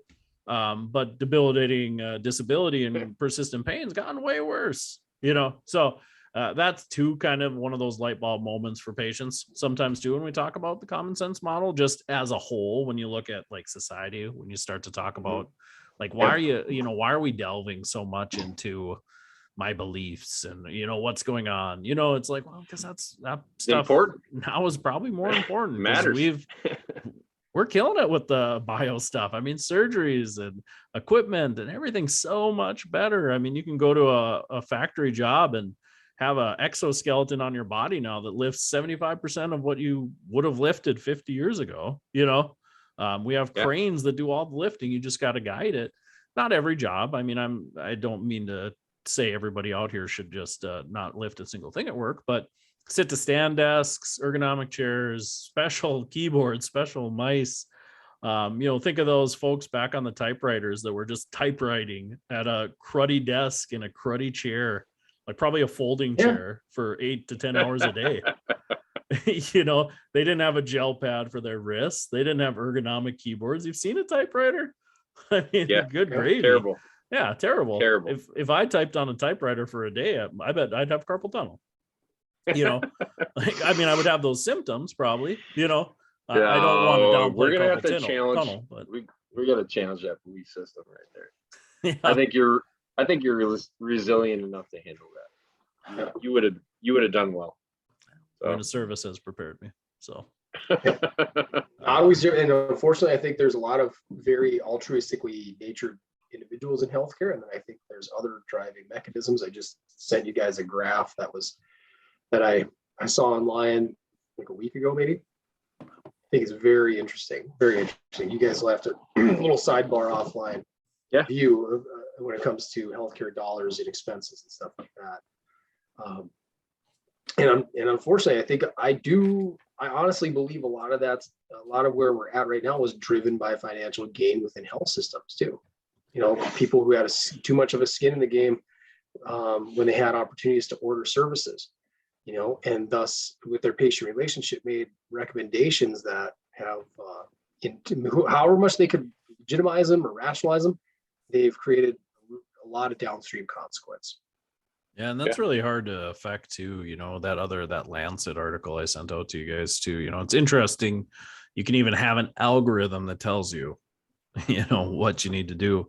And these providers are just, 25% of them still weren't following it. I mean, in a study where it's looking at adhering to this thing, and they're still like, nah, you need some imaging. You need a surgical consult right away.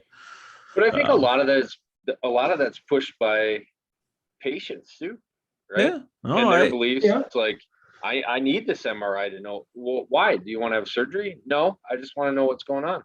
Yeah. And you're like, it's hard, because we talk about it, patient-led care, right? I mean, you want your patients to be part of the decision-making process, as far as, what's going to work with you, frequency, duration, what times a day can you do your exercises? How many exercises do you think you can fit in a day? We're trained to, talk about that stuff. But when it comes to the other end and the patient's really pushing for things you don't think are medically the correct thing, that is a hard conversation to have. I have a patient right now that's just heck bent on getting a second cortisone shot for a frozen shoulder, and it's like, man, like I wouldn't have recommended the first one,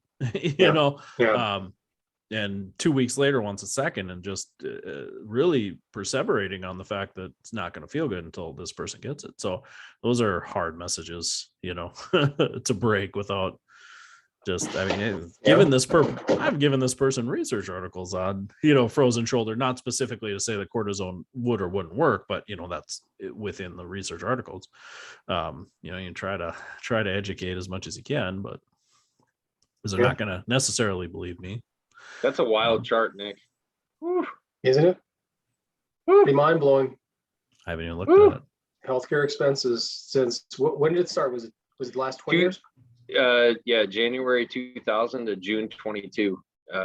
Like 200, and if I had to guess, like 220% increase in healthcare expense. The number one largest increase in expense in the United States.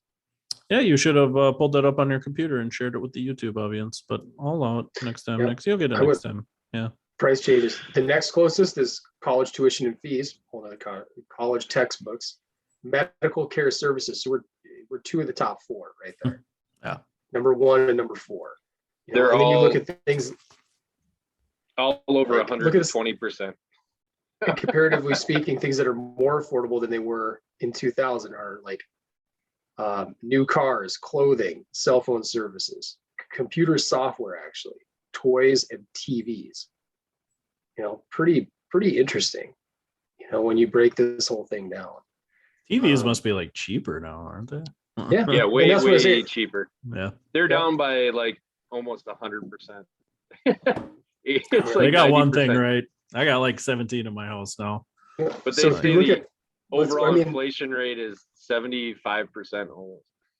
Really? So it's so when you read that and you see it, it shines this mirror back should shine it back at the industry.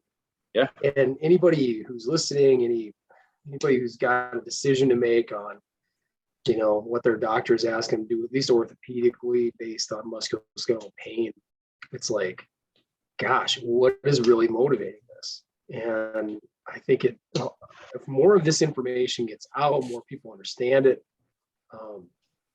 they can make more informed decisions. And also additionally understand that there's successful pathways that don't involve surgical interventions, they don't involve injections, and you could get better. You can get back to life, but you got to want to, that, and you said this too, Jeremy, you got to want to, though. The patient has to want to. Yeah. And they got to want to believe in it too. It can't just, be a matter of, well, I was told this and I'm just going to blindly lead it. Somebody else's fault. Well, and to know that there's a choice there, right? Like I've had multiple people tell me like, man, I had, this is poo-pooing back surgery, but I had back surgery, but I was in so much pain. I didn't know there was another choice, you know, like, and yeah, it's tough. It's tough when you're in that, because that pain experience does shake up your life. But still to know that there is a choice, and yeah. Challenge. That is the hardest part. And this article doesn't touch on that a whole lot, but yeah, that willingness to change is really hard. And it's tough. Nick, I think that was on there when you talked about sympathetic versus empathetic. You know, that's a big deal, you know, and how can you really make these patients believe they can get better? I think that's a struggle too sometimes. And it's tough. Sometimes that message coming from me, you know, I just don't have those experiences with patients, and I've been blessed, you know, I've been very lucky to have good upbringing, good education, good health through all this stuff. You know, avoided DUIs at Rockin the Hills and things like that. You know, I was gonna make a comment. You know, so it's hard for me to deliver. You know, because I do believe it, and I think we all believe it, because we've had plenty of patients, beautiful success stories. I know you guys have. So I do believe it in my heart of hearts when I tell patients you can get better, but how to put that out there so the patient believes I'm not just blowing smoke too. I think that's really tough. And that's kind of where society's at too, is like, well, you know, you tell me this, it's easy for you to say, you know, you're a therapist, you got all the money in the world. That's one of also a misnomer. We talked about the money bin many times, right? You know, you have, but we do have good money. I don't, you know, if you're smart with your money, we have a good profession for that way. If you watch what you're doing, but we have education. We have good families, so that's educate. I think education is probably the biggest thing. The knowledge base. But to your point, now I've had left-sided lumbar pain and radiculopathy so bad I had foot drop back in 2009. Rehab myself through it with some help of a couple other people. So I have empathy, and I can share these stories on occasion with the person who I feel needs to hear it. But again, Jeremy's probably heard me say this to death, but using the old idiom, like you can lead a horse to water, but you can't make it drink. Some people totally dig that, and it works. It empowers them, and they say, "Oh, it can be done." And other people are like, "Well, that's you, not me." You know, and they're stubbornly married. They're almost married to this identity as someone in pain. And then you really question, like, do you truly want to get better? You know, what's driving some of those sociologic inputs? Yeah, I had that. Oh, go ahead, Jeremy. No, you're good. No, I was just come on, Gary. Come on. I had the same conversation with the patient. He was telling me about just a life story from someone who's close to him, and the story, like, right, like we always tell ourselves stories, no matter where we are, what we're doing, what our education level is. But you know, he goes, you know, gosh, she just told herself the story that this is how I grew up, this is what I am, you know. And it's like, well, yeah, you can grow up anyway, but there's always a choice, right? Like at the end of it, there's always a choice. You could say, like, I'm not going to be that, or you could be like, it's just my genetic makeup. That's my DNA. That's what I'm going to do. You know, and that was powerful to hear from a patient. I was like, man, preach, man. Like, that's so true. You can grow up anyway. And, you know, like maybe people say, the American dream is dead. You can't do anything. I don't know. I think you can. It doesn't mean it's easy. It doesn't mean it's easy. Well, you're gonna say, I'm gonna spin right off of that, and whether you guys agree or disagree, I think you'll agree. I think in a lot of ways, ongoing, like initial and ongoing leadership training that I've had has made me a better therapist. Yeah. Because you're 100%. Like the stories, I believe that stories, you're just a product of the stories you tell yourself. Yeah. That's 100%. You can, people, and it's so apparent, you know, when you see it in real life, where you see the rubber meet the road, people perceive situations differently, you know. And there's obviously, we go on example after example of like shitty experiences people have overcame because they viewed it as, hey, this is just a setback. God's teaching me something, and I'm gonna learn from this, and I'm gonna grow as a human being. You know, conversely, you can have people who freaking stub their toe, and it's like, why is this always happening to me? Why am I always getting hurt? Right? And it's like, man, yeah, if you keep telling yourself that, that's exactly the life you're going to have. But I think that ties in though, right? Belief systems are strong. So strong. The brain is strong. I think 50% of our talk, it affects 50% of our talk today, Casey, was on psychology. It truly was. It is. Yeah, and I think that's tough because you talk about beliefs. I mean, our parents do so much damage to us. Sorry, Dad, I know you listen. Or I'm not positive. saying that. Or positive, right? Yeah. But it's so I hard. love you, Nitro. Yeah. Nitro, good guy. So but that's the tough part when you say like you can choose what you do. I totally agree with that. I think, and Nick, like you said, we've had these abilities to find those things that motivate us and get us going, and it's just so hard. I wish there was a way to find that for everybody, and how do we address that from an early age? And how do you really, I remember we had with like guidance counselors, you can be anything you want to be. Here, take this test. Never mind. Like it says you should be a janitor. Like there's just, I don't know. I struggle with that because I agree with you guys. I think you can lift yourself up by your bootstraps and go, but you have to like have something to start with. And when it's been beat down for so long, like how do we get there with people? Jeremy? So can I harken back to episode 29? Yeah. Like what the last episode? Yeah. Okay. Brady, I've lost track. Brady, Bio Girls, like that kind of stuff is huge, right? Yeah. Like having those people that aren't your parents, right? Because anybody can get a mixed bag, right? You could have the you don't get to choose who your parents are. You're right. You could have the best family structure in the world, or you could have the worst, right? But like I still believe that those ancillary people that come into your lives at different times are huge. Are huge. So, to have at least, again, and like any of this stuff, like I don't know that any one conversation does it. They're like, oh, well, I was educated that this is safe, so I'm great now, right? Like it's repeated information, and so you see it all the time, dude. Planting seeds, man. Like, planting seeds. Look at siblings who are vastly different. Now you have some family structures in which the siblings are like eerily similar, right? Yep.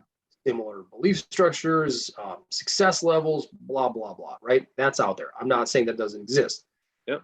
But there's also a wide gamut of examples of people who have like completely the same parents, same upbringing, but one's successful, one's constantly digging out of debt, one's living a good life, one's always in pain, one's always got problems. I think problems are the other issue here. I think I would almost say it's synonymous with pain in some ways.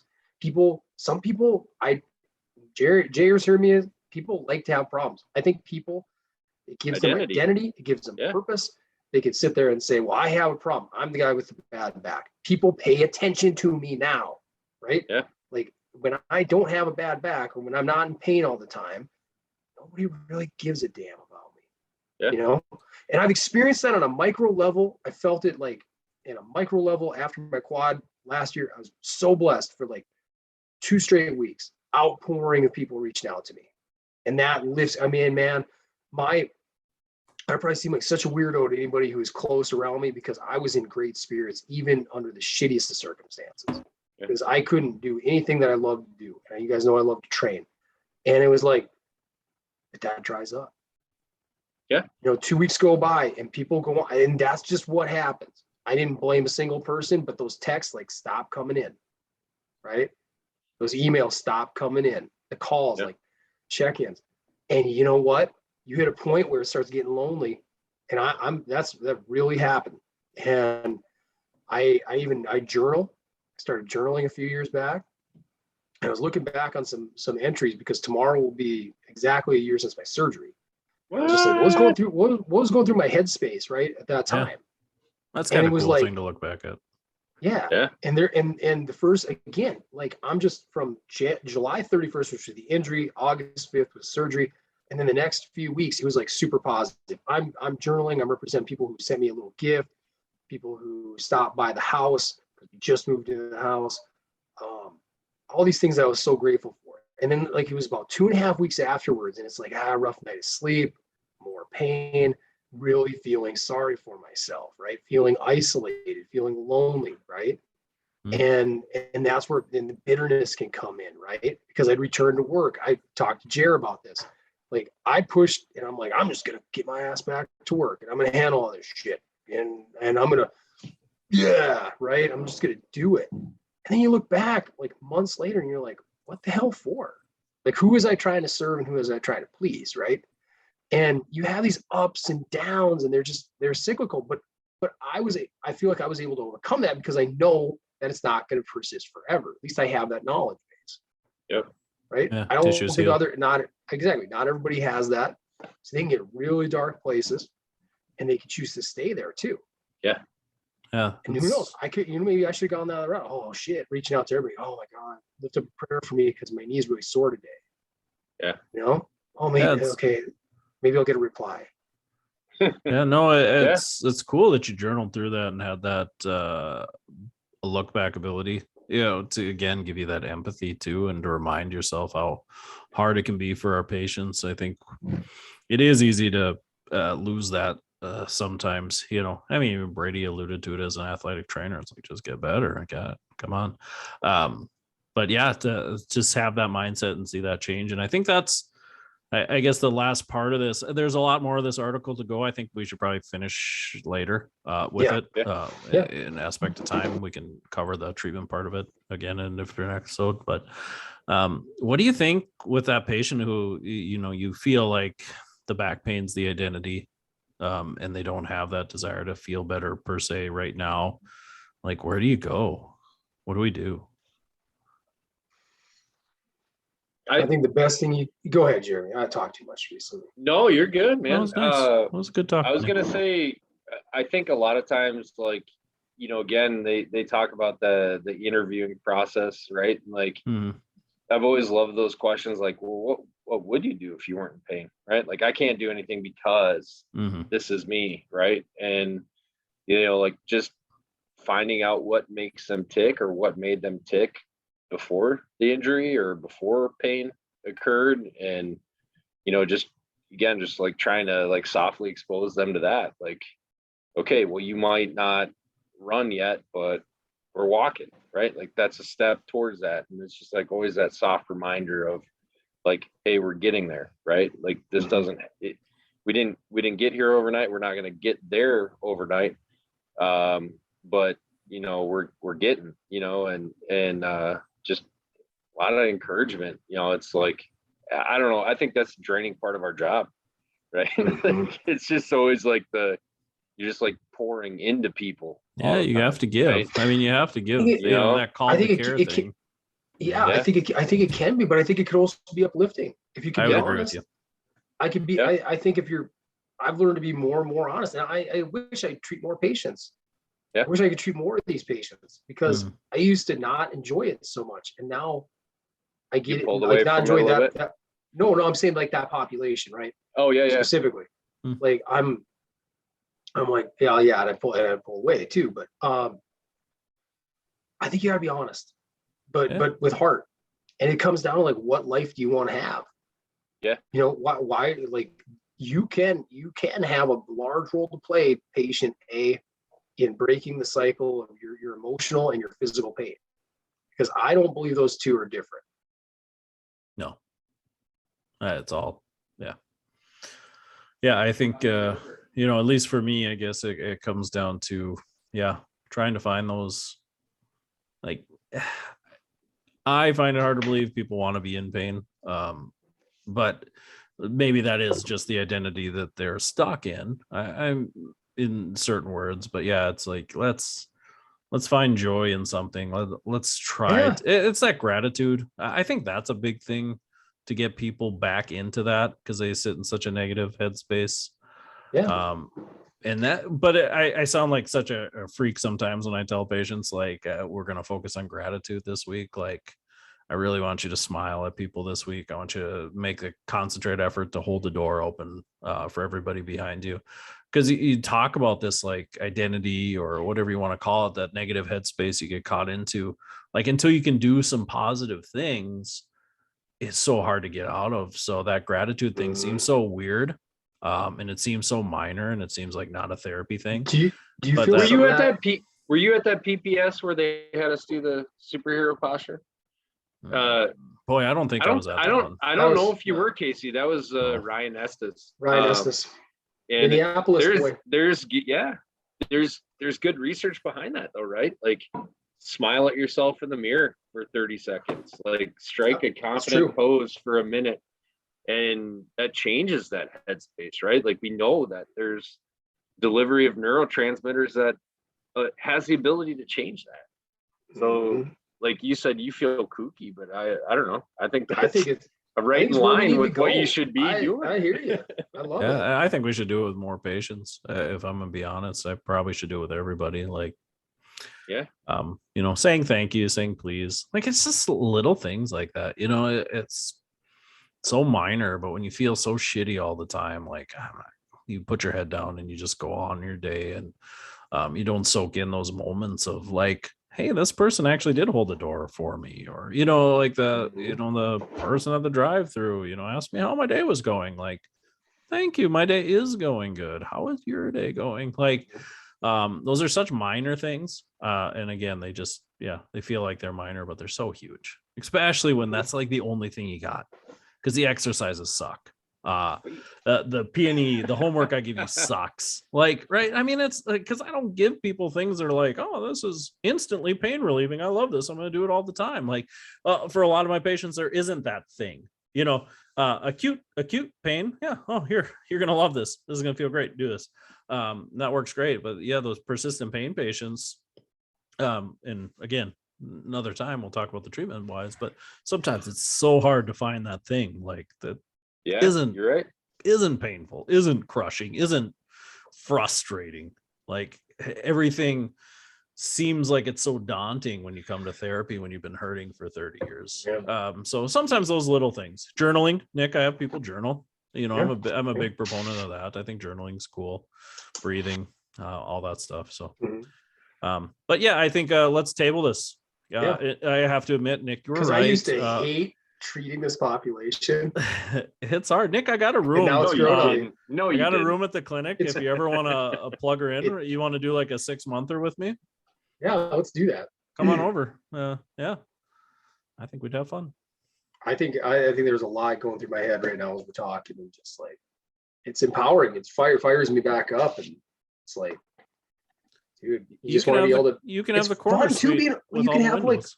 when you can have fun, open, honest conversations with patients, and not sit there and be like, oh, this is why you It's have all chronic delivery, pain. man. This is, It's all delivery. How do you deliver that same information? Dude, You know what else? You know what I'm else gonna helps? seem You know weird, what but else? I love to cry with my patients. That's like one of my favorite Do things you? to do. Because I was just about to say, I'm it's not lack of empathy, but I'm almost gonna counter that with something you might not like. Oh, okay. But like, I'm almost getting to Iron like, fist. hey, I'm gonna tell you what I believe, and if you don't like it, that's fine. You don't have to come back. Ooh. Because if you don't care about getting better, I don't care. You didn't say No, that when you were an owner. No, and I don't say it that I way. need you 3 times a week. I didn't, and I don't. I still don't say it exactly that way. But I'm speaking more aggressively with you guys. But still, at the end of the day, if I can't say anything that's going to be intellectually dishonest or something that I don't believe in either. Correct.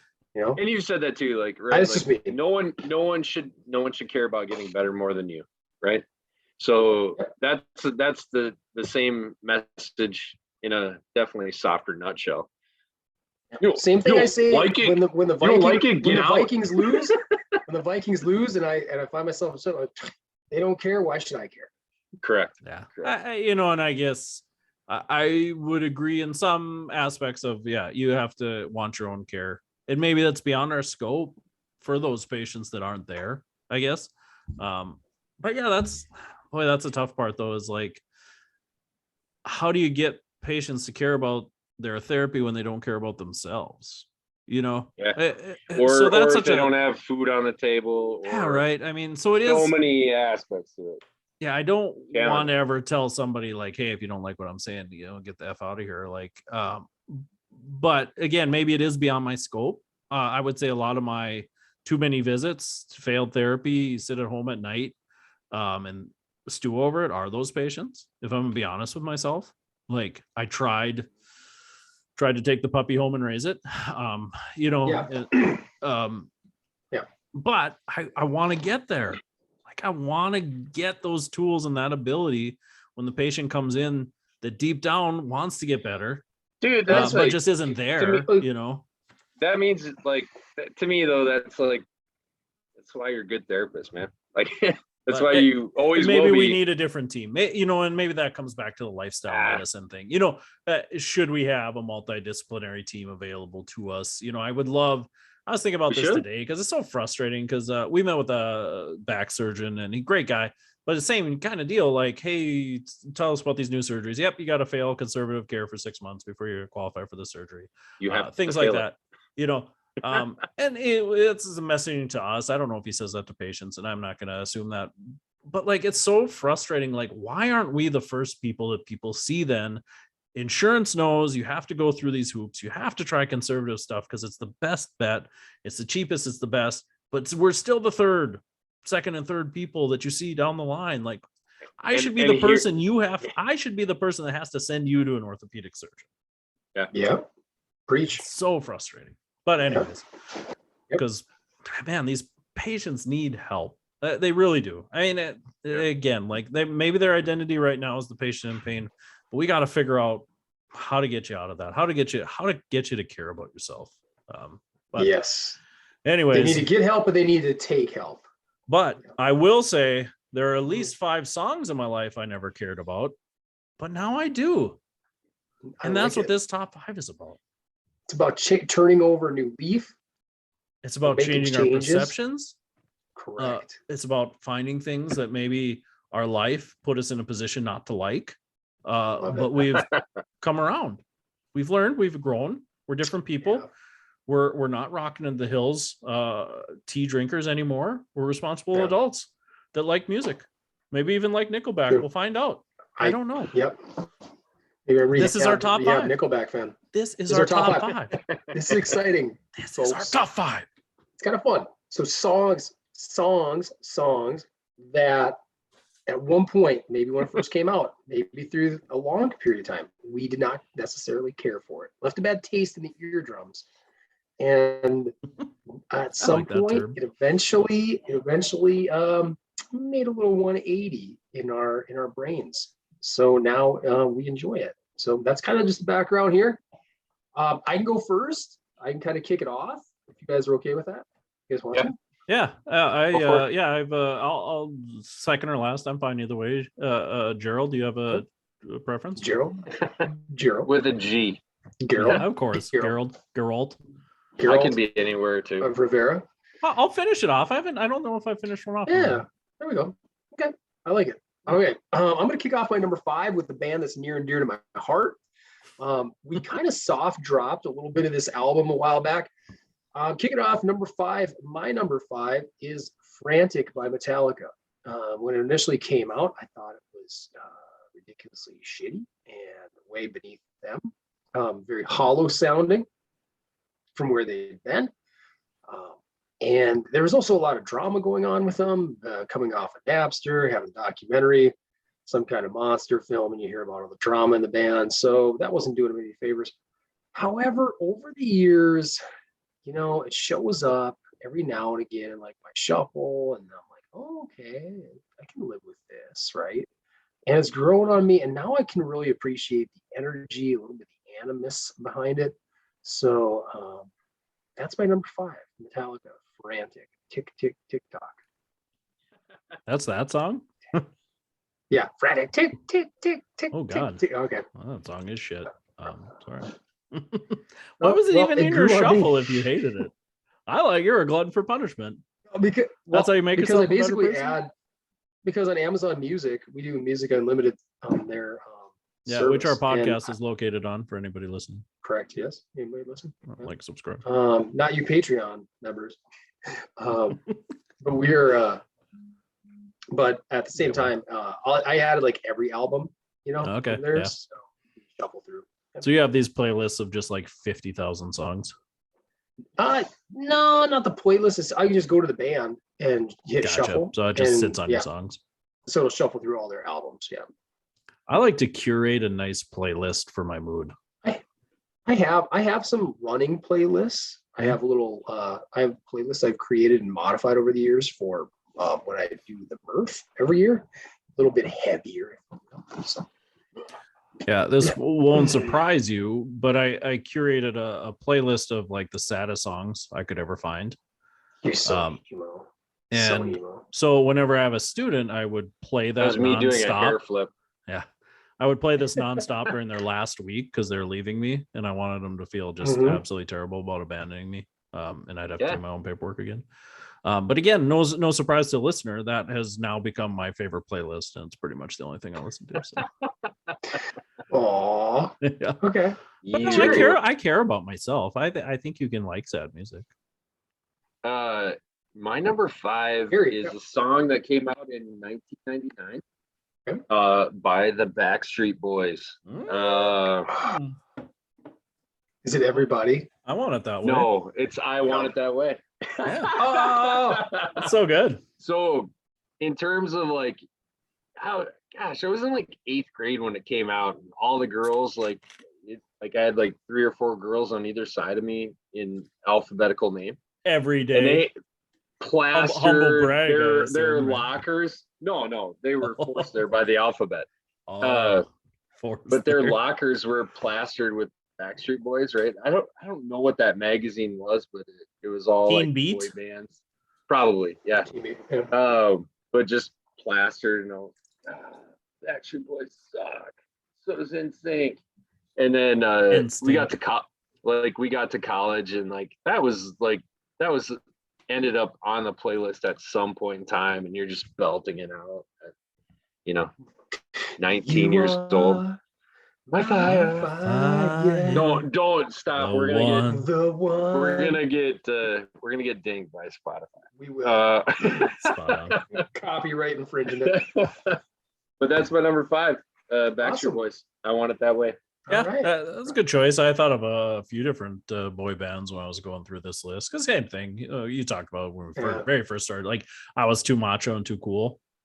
In the 90s, you had to hate them. Eminem was Limp Bizkit. We're just shitting on him left and right. I was gonna say, how much did you love that Eminem song? But I remember like New Kids on the Block, man. When I was a kid, you had to hate New Kids on the Block. Nick, you've said some choice words before, but yeah, everybody would consider you to fall into that group if you had a mean older brother, if you liked them. I mean, my mean older brother would have said that. Yeah. Yeah, we're not gonna repeat it. But anyways, so yeah, I kind of from a young age hated boy bands. I guess, but I was probably a closet boy band fan from the start, so it didn't quite make my list because of that. Because I was always like, that's actually a pretty solid song. Like some bangers in there. Yeah, like I'd be sitting at home watching Much Music on the satellite and be like, that song's killing it. Like, yeah. But then I'd go to school and be like, yeah, they're the worst. Like they just kiss each other and they don't really like girls. Yeah, they suck step by step. Ooh, baby. Don't really like girls. Yeah. All right. Good one. I'm sure all those gals throwing themselves at them, they're just like, no. Yeah. All right. What's your number 5? My numeral 5 from 1992. Little setup. I told you guys this before. A big nu metal fan. Korn was a big, probably one of my favorite bands, if not my favorite band. And most of these nu metal bands would say that The Cure was a huge influence for them. They're like, oh yeah, The Cure, man, Robert Smith, so deep, really emotional stuff. So I was like, well, I gotta listen to these guys. They're obviously hardcore, right? Badass, like these guys. And the song would be Friday I'm in Love, because that was kind of their big hit around the early 90s. Oh, so good. And I turned it on, and I'm like, you go out at that time and you get the album and you're like, oh, plug this in. This must be the jam, because you had no way of checking if you liked a band before or not. And like, it's this upbeat, Just almost like I don't know, a dance kind of He could numbers. overcome the sadness of the rest of the week. Yeah, and it's like this happy love song, and I'm like, The Cure sucks. Like The Cure is terrible. They weren't talking about Friday I'm in Love though. Those guys were No, they talking weren't, about, but I didn't know that. I didn't know that there like was Lullaby and I didn't know there was 8 albums before that there where they're just like sitting in the dark. So like I That's assumed freaking this was awesome. Yeah, I assumed this was what The Cure was. Like I thought The Cure was like this dance pop thing where it was just show tunes. I don't know if you guys ever remember. I think the movie is called like Dead Man on Campus. You guys remember that movie? Yeah. Yeah, where like the one roommate's super Mark dark Paul and gothy. Glosser, baby. Yeah, Zach and the Morris, one roommate's dark and gothy, and they think he's gonna kill himself because he's so goth, and then he's in the bathroom singing show tunes. I was like, that's what The Cure is. That's what this is all about. So I didn't listen to The Cure. I refused to listen to The Cure for I don't know 20 years. I was like, these guys are garbage. And you missed out. So turns out I was and actually love that song now. I think it's a great song. It's always in my rotation. It's one of the other playlist I have is a Fridays jam playlist I play at work on Fridays sometimes. Get me pumped up for the weekend. And this is one that hits it, man, every time. It's fun. It's the beat's cool. The music's uplifting. So yeah, it's just a total 180. Like hated it, and now it's definitely one of those songs that weekly I probably listen to. So Yeah, that'd be Friday. I'm in Love, The Cure, 1992. Great stuff. My number 4, more based on the individual here. It is a song by John Mayer, and I had a real great Wonderland. No, this was after that. It was Careful, post. Jeremy. That was too spot on. Took me a long time to come around on Johnny. Heartbreak Warfare, 2009, and it's kind of the first song of his that I really truly enjoyed. I really like. First of all, none of his earlier songs hit with me, and then I always felt like he, at least vocally, he was like a Dave Matthews ripoff. I always felt like, hey, he's kind of going with this like staccato, kind of higher pitched voice, and I just didn't like it. I'm like, shut up, John. And then Heartbreak Warfare came out, and I'm like, that's a stupid ass song, another crappy one. And then I don't know, 5-6 months later, I was like, you know what? I don't mind it. I don't hate it. And then I kept listening, and I'm like, I actually kind of enjoy it. I'm being quite honest with myself. And then he put out Half My Heart after that, and then I'm like, maybe I'm a John Mayer fan. I mean, maybe this is cresting over. And now I really, really enjoy John Mayer's music. His last album, very, very good, called Sob Rock. I would recommend that. Sob, S-A-B, like the car. No, Sob, S-O-B. You're crying like a big sad boy that you are. Oh yeah, that's my thing. Yep, Sob Rock. Kind of your alley. Yeah, maybe I'll put him on the sad songs playlist. I gotta soak it in. Yep. So Heartbreak Warfare got me into John Mayer and turned the tide. Dave Chappelle got me into John Mayer. Isn't that the old skit where he plays guitar for white people? That was great. That was great.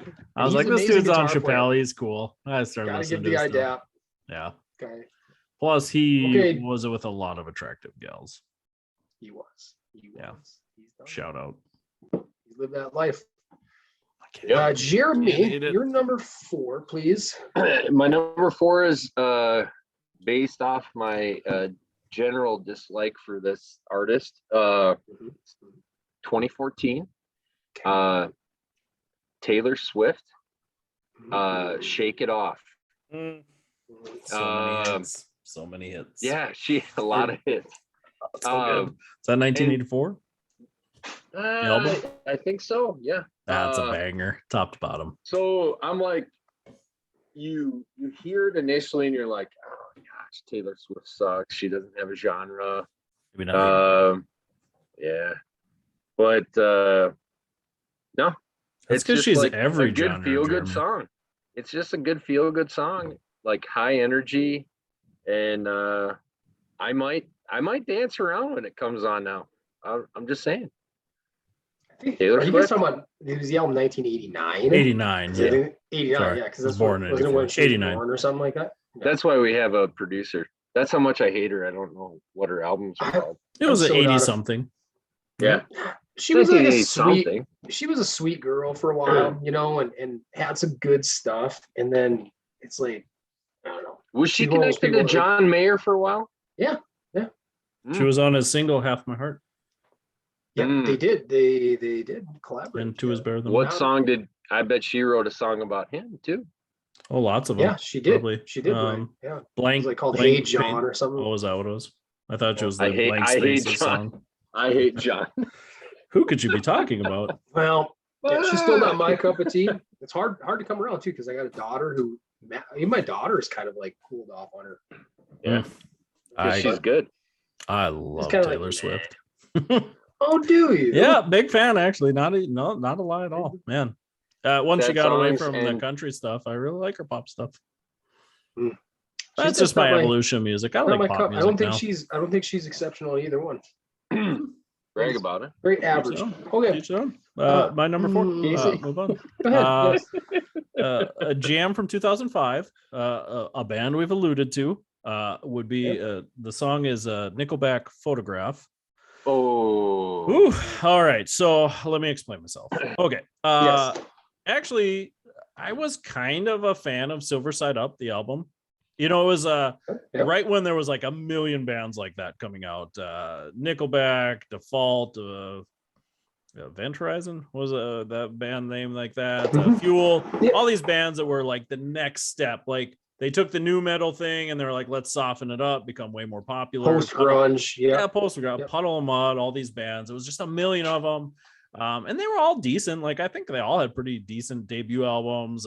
Silver Side Up, I think, was Nickelback's second album. And then Nickelback just got super popular. They did the Spider-Man soundtrack thing, Wings of a Hero or whatever that was with the Saliva guy or the Seether guy. Yep, Saliva guy. Yeah, very good. Yeah, so they flew into the stratosphere, and then it was cool to shit on them. Like everybody hated them. Yeah, like, everybody just flipped on him really if quick. you like rock music, you couldn't like Nickelback. And then this album that All the Right Reasons maybe is what Photograph, the name of the album, the Photograph song, really is. If I got to be honest, like Nickelback was like, we're just gonna go all the way. We're gonna write every garbage rock song you could write, because there's a ton of them on there, right? Rockstar, The Day People Cared or whatever, right? Just all the cliches they could do. I really hated Nickelback, and I thought Photograph was the worst one on the album. I was like, oh, it's so contrived. There's a lot of auto-tune. They're just picking at heartstrings. He's like telling this dumb story that everybody's been through, like, oh yeah, you can't go back. But now as I've gotten older, I'm like, man, that's like my life. Like I loved growing up where I grew up, and when I go back, I can't go back. Like it's not the same. It's changed. Yeah.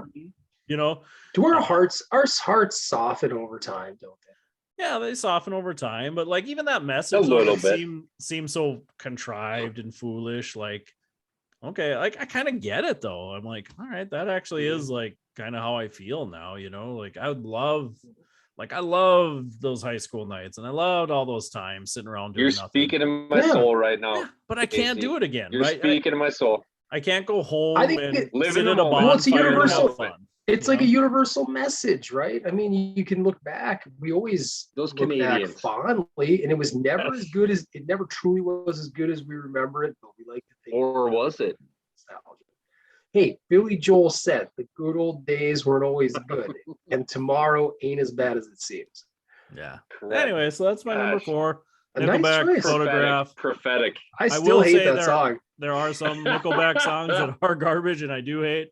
That is one that has grown on me, though. That's probably why it's not higher on my list, because I do really like it, but Nickelback is still kind of not a band I care for much. Leader of Men's a banger, though. Leader, they you know, I'll save mine because spoiler alert, they are coming up. Oh, But I don't want to let too much I out. hope Same. you like that from the start. Same. That song never. But good choice. And really, it's an okay song. You know, I like the message behind it. We were watching some old SNL skits with the kids. We just were, because I'm constantly referencing like just old stuff. Like my mental maturity hasn't improved since like 97. So I'm like, A lot of Adam Michelle, Sandler. I'm so blessed to be married to Michelle because she knows my quotes and all that stuff before they come on. So of course, she's brought fries home, and right away I'm like, these fries are good. And it's like, I thought you were on a diet. Lay off me, I'm starving. Lay off me, I'm starving. So we cue up that skit because the kids aren't understanding why we're laughing, and sure enough, it's on YouTube. And we were watching them kind of like Adam Sandler and David Spade, kind of start, smirking and laugh. Yeah. They're trying to hold it together with Farley next to them. And I'm like, I wonder if this, like, they look back and these are like their pictures, right? And they look back from like 30 years ago and they're like, oh, Like man. their photographs. Yes, exactly. So that's why I'm mentioning it. Like Every time they do it makes them laugh. every time. That's so funny. I saw somebody post on Twitter. It was like, hey, number one advice for like any PT students going into PT school, like make sure you spend like at least 2 to 3 hours a week watching 90s and 2000s comedies and listening to the music, because your CI is going to do nothing but tell stupid jokes and anecdotes about that time. And if you have no idea what they're talking about, they're going to hate you. That's perfect. Like, yeah, great advice. True. That's our generation. My number 3, moving on to the threes, the traces, is song by Kid Rock from 2008. It's All Summer Long. And that's great. The huge, massive hit, right? It was like probably one of his last ones, right? One of his last big hits. Last big hit. And when it came out, I hated it. I was like, man, how dare he sample like 2 classic songs, like Sweet Home Alabama and Where It Was in London.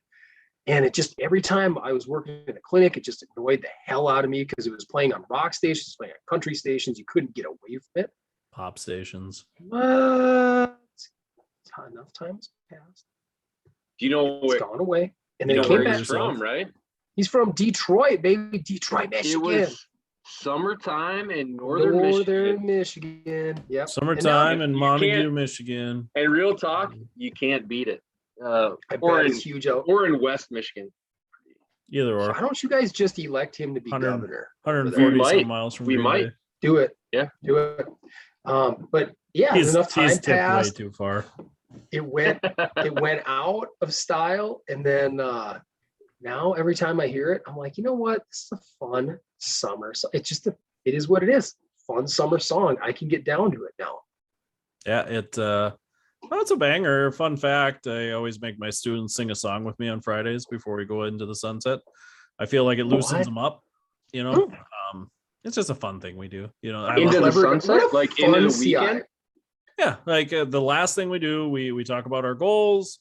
We talk about how the week went. I try to remember to always have my patient or my students tell me 3 things that went well for the week, because they're hard on themselves. You are a good CI. And then I have them pick a song and we sing it and dance to it. So that's the song we're doing right now with my current student, who also beat the hell out of Nick and Beggs yesterday. So shout out to Bo. Shout out to Bo. Were you Vandy's partner? Minute. Yes, I got just smashed. Figuratively by the beanbags. Not that I was hammered. No, I don't drive drunk anymore. Good call. Learn. You can grow. Good. You don't All have right, to identify Jeremy. yourself as the drunk driver. Number 3. Number 3. You know what? This band has really grown on me over the years. It's Florida Georgia Line. You actually hated them at some point? Oh yeah. Honestly, this could be my whole list. I had like 7 of their songs. They've grown on me. The first song I heard of them was Cruise in 2012.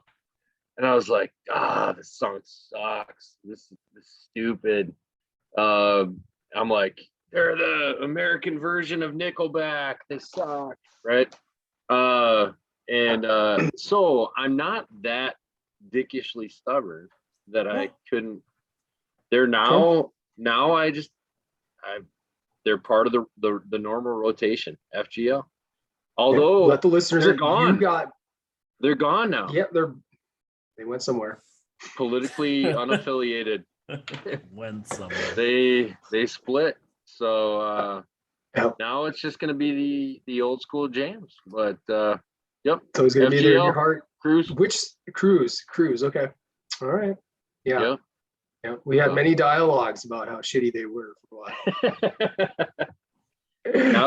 now it's FGL Fridays all day, every day. Yeah. Out See, in Michigan. when you take students, you guys will be jamming that before you leave on Friday, singing at the top of your lungs. I'm gonna steal that. Yeah. We're gonna have choreography, a dance Fridays. if you can. It's fun. It opens them up. You know, it's the it's because we have to be vulnerable, and I think singing in front of people is like for a lot of people one of the most vulnerable things you can do. Oh yeah. So, I don't know. It's cool. Yeah, good choice. I've always liked that song, even though I don't like country. So my numero 3 from 2001. Again, huge metal guy, new metal guy. This was the band that I thought was going to be like my next big Korn band. Like they were going to be the next guys to step in and replace them, because I wasn't quite sure about Limp Bizkit. There were some things I didn't care for about them, but these guys, they had it all. They were a little Bizkit, they were a little Korn. It was a little band named Stained. And I absolutely love their major label debut, Dysfunction. Mud Shovel was a banger. Home was super good. There was just a lot of good. A Flat was really good. There's just a ton of good songs on there. And then they came out with their next album, Break the Cycle, and their first single off that was a song called Been a While, and it was so soft, so repetitive. It felt just very pandering, like, oh, we need a radio hit, we gotta have a radio hit. It was huge, dude. Yeah, it was him sitting in a stupid room with like 1,000 candles in the video. Easy, Jeremy. Copyrights. Yeah. I just thought it was a terrible song. It was such a jump from Dysfunction. I thought they were changing their style of music. I listened to Dysfunction every day, so I didn't even buy Break the Cycle. I hated the song so much, I wasn't even willing to give the album a chance. And I had CDs were my thing. I bought everything that came out. Yeah. I wouldn't even give these guys a chance anymore. I said, you're done. You had it and you lost it. Hated it. I didn't buy their next album, like 14 Shades of Grey, still because of this song. I was like, I can't do it. Like, and I think it was finally their next album, which I don't even remember what that one was. But again, I had finally softened over time. I think even on 14 Shades of Grey, the song about his daughter kind of was like, okay, like, oh, the soft stuff's not too bad. And then the next album, God, I forget what the song was, but I was like, all right, it's time to go back. I bought Break the Cycle, and I was like, this thing is full of bangers. Like every song, this album's a million times better than Dysfunction. Like they actually know how to write songs, and they have like bridges, and they can compose music. Yeah, it's one of my favorite albums now. So that's my number 3. Stain. Been a while. I was not. I was also a big fan. Mud Shovel was like on our wrestling CD my senior year of high school. That's a huge banger. Yeah. We loved it. So I know where you're coming from, but I think you're kind of forgetting an integral part of that transition phase, because they had a huge hit that really put them on the map before that album, Outside. And that when that came out with him and Fred Durst sitting on a stage together, and Fred Durst, like his only part of that song, he's like, "Oh, put up your lighters, y'all." That was like his credit, like that's all he did in that song. And they're like, "Oh yeah." But he was sprinkling the Durst sprinkle, like the little Durst rub on him, and that's all they needed. Yeah, he was like the Flavor Flav in that song. Because Bizkit was like, they were so huge for just a snapshot of time. Oh yeah, that Family Values '99. I think that was pretty sweet. I think those back-to-back albums. Now we're talking Bizkit, but like Chocolate, like Significant Other, and then Chocolate Starfish, both like broke the record for most albums sold in a week when they each were released. That's how big. Knocked back. Thanks MTV. Put the little like TRL rub on them. Thanks TRL. It's like so much else though. You get too big, and like you said with Nickelback, people start shitting all over it. Right? It gets uncool to like it. And you get reflexively. Yeah. I think for Limp Bizkit, it was probably warranted, though. I guess now that Yeah, I look back. I think their talent kind of like ran. If we want to like reverse this list and keep go like songs you love that you now rolling. hate, what? Rolling. There might be a few Biscuit songs on there now that I can't stand that I love. Yeah. But I can still go back. If I want to get it mad, What if you're wearing a visor? break stuff. if you're wearing a visor, you love everything, Jerry. Oh, okay. Frosted tips. All right. Good. You can't I have like a bad attitude with a visor. Oh, yeah. Look at us laughing, smiling. All right. Sydney, that if you're chronic listening, pain. BST visors still on the table. Yeah. I'll take You're 5. gonna get that? You're gonna get that, Amy? Okay. Oh yeah, go that way. I like that. That's what I'm saying. Okay. Number 2. This band has already been referenced. They've been named. It is Nickelback. Okay. And I've had some back and forth with them over the years. I never thought they were quite as good when they did hit big, and never thought they were quite as bad when everybody started dumping on them. I was kind of lukewarm on it. So the album you're talking about, All the Right Reasons, I was kind of cool on, not too big on that one. And then, God, what was the 08? Dark Horse was released, and it's like one of the best produced albums I think you could ever find. As far as like, you talk about curating a playlist, production on that, production value as far as a straight rock album, it's like almost untouchable. But I was not a fan. And I was particularly not a fan as I was driving to work, listening to a big hit on there called Shakin' Hands. And I remember feeling like Shakin' Hands is appealing to the lowest common denominator of their fan base. If you guys familiar with it? I don't know that song. Yeah. Okay. It's got a now as I've grown to like, I kind of went away from it for like 8 years and then listened to it again. I'm like, God, I kind of like this a lot. It's just got a sleazy guitar riff as it's telling a story about a stripper who's making all this money. So when I first would listen to it, I'm like, God, this is just so stupid. And then, a little more time goes by and I really enjoy it. So what's it called? Shakin' Hands. Shakin'. Okay. Not shaking, like shaken. There's you no already shook apostrophe. it? Shakin'. The end Shakin'. with the apostrophe. Yes. Oh. Shakin'. Shakin' bacon. Yep. So look that one up. I'm going to. I just tried to produce it. I've never heard of it. Fun little sleazy riff. Tells a fun little easy story. Well, he's just trying to make her money, and she didn't get it all shaking hands. Oh, she's doing other stuff. So, cautionary tales too. Nickelback likes to tell their little simple cautionary tales, anti-drug messages, stuff like that. I don't think that's considered cool either. Yeah. So, yeah. They're Canadian though, so yeah, they're Canadian. nice. Saskatchewan. So nice. They're super cool dudes. Yep. Incidentally, in case there's no more Nickelback on here, there is. I have heard that, and from good reputable sources, I even saw it on an interview where Jerry Cantrell himself has said that they're I didn't say that. The best live bands to ever watch. Wow. So it's a pretty big deal like for him. He's seen a lot of good bands, I bet. Yep. He's been on stage by a lot of good bands. Yep. Okay, Jer, let's hear your number 2, buddy. My number 2 has already been spoken for. It's Nickelback as well. It's Photograph. This came out in 2005 in the middle of college. Like that was probably the height of listening to rap music for me. Mm-hmm. So it was all like 50 M, Kanye, Jay-Z, maybe a little Lloyd Banks in there. Warriors come out and play. Yeah.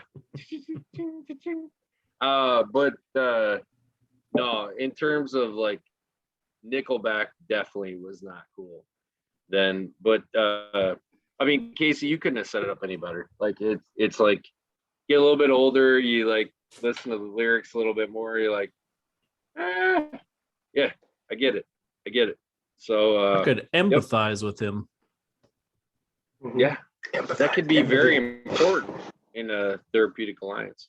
So stories you tell yourself, my number 2. Casey. Yeah, if you ever came into my clinic. You and Chad Kroger, right? Yeah, we could have success. I'm gonna give this one a little spin after the sesh tonight. and just see. Maybe I'll come around on it too, because I'm still fairly lukewarm as you guys are. It's all right to drop a tear. It's all right to drop. Yeah, you'll like it. You'll like it. Every time it makes me laugh. How did eyes get so red? What the hell is on Joey's head? It's almost good. Friday. Yeah. He's practicing. I'm practicing. Warming up the pipes. Yeah, sorry, I should have did Linkin Rock. My numero 2 from 1995. I was a big, before nu metal, huge grunge guy. This band was like on the edge of like grunge and indie metal, or indie rock. They didn't really have a place. And I didn't really know what to think about them. Their first single I ever really remember, I thought was an absolute banger. I was like, these guys are the next big thing. And then they had their next single. I was like, okay, I don't know what these guys are. Like, it's really soft, a kind of introspective song. And then I think they came out with this one. It was either there was another single in there that was a little heavier, and then maybe this one or this was the next one, but it would be Smashing Pumpkins' Tonight Tonight. Again, like when Bullets with Butterfly Wings came out, I was like, these guys are awesome. That is a sweet guitar riff. This dude's voice is crazy, nasally, just you felt so much emotion. 1979 came out, and I was like, oh, that's kind of weird. The music video was weird. He's like in an ice cream truck. I was like, okay, maybe I don't get these guys because it's quite different sound. And then Tonight Tonight came out, and it was like the string quartet, super soft. His nasally voice became almost irritating to me, like because he's trying to hit these high notes, and I didn't get it. And I was like, all right, I don't like these guys. These guys are garbage. And then I continued to crap on Smashing Pumpkins then for years and years and years. I was like, these guys are garbage. Like Billy Corgan is the weirdest dude ever. You can't like anything they do. They had one good song. And then again, as my taste grew, people are like, oh man, Melancholy in the Infinite Sadness, which was the album that Tonight came on. It was a double CD disc. People are like, it's like one of the best albums of all time. And again, I like to buy albums, and my music expanded, and I was like, all right, I'm going to give this thing a shot. So I bought it. I was like, maybe there's some hidden gems on there. And they just really grew on me. I had to go back instantly after listening to it, by Siamese Dreams, which was the album before. I don't remember Cherub Rock when I was a kid. That was kind of their first big radio hit. But that album was really good. So good. Yeah, Smashing Pumpkins has become one of my favorite bands. Really, that's why they're so high on this list. I'm almost astonished that they didn't click with you right away. Oh, I really couldn't stand them. Again, I wasn't like super emo at the time. But really I've grown into that as time's gone on. So he just felt nasally, whiny, and I didn't appreciate really how good like their guitarist was. James Iha. Yep. And Billy Corgan himself too played just a killer guitar too.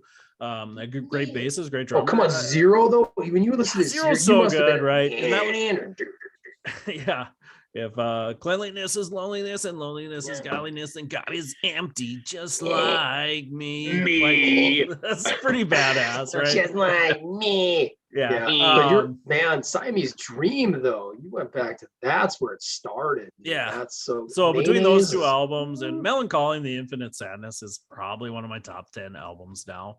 That's why they're so high on my list, is just how high up they've come from that for me. Because that album is crazy good. It paints a picture, and Tonight is probably my favorite song on that album now. Really? And cool. I don't know if you guys have ever like recently gone back and listened to it and how empowering it is, which is kind of weird. I didn't get that as a kid. Like I just kind of like thought it was like this cheesy little story he was talking about, but like the story of like you can rise up. It's kind of like what we were talking about earlier. Like don't let crap get you down. Like just because your situation sucks now, like you can rise up, and together we're going to rise up. There's people in your life that are willing to be there for you and to empower you, and you just need to seek those people out. The message is so good. I just love that song. Yeah, that's on Kick's ass. That's on Kick's ass. It went from one of my least favorite songs to one of my favorite songs of all time. It should be in everybody's anthem. It's so good. You It's feel a like good one. garbage, you should listen to that song. Yeah. And watch the video. The video is killer. I still can't, I'm going to go with Siamese. If I got to pick those two albums, I'm going with Siamese Dream because I just think it's tighter. I think there's some filler on, Melancholy. Tighter. Tighter. I think Melancholy's got filler to tell the story. Double. It's almost half. I can't name a double album that doesn't though, right? I mean, it'd be really hard for me to do that. And I guess if you look at Melancholy as like just a separate album versus like telling a story, like Pink Floyd The Wall is kind of the same way, right? Like there's a lot of kind of filler songs on there, but if you listen to it, nobody does this anymore. But if you listen to it start to finish, it doesn't feel like so much filler. Yeah. Sure. Yeah, but there's gonna be albums that have that, but I'll say Siamese. Siamese Dream is a killer. I'd agree. It's just but we're not here to arbitrate that tonight. Yeah. The height of Melancholy is so good. We're on number ones, boys. This is the real deal. And you just gushed a spongy white one over, tonight. I can't even imagine what your number one. Oh yeah.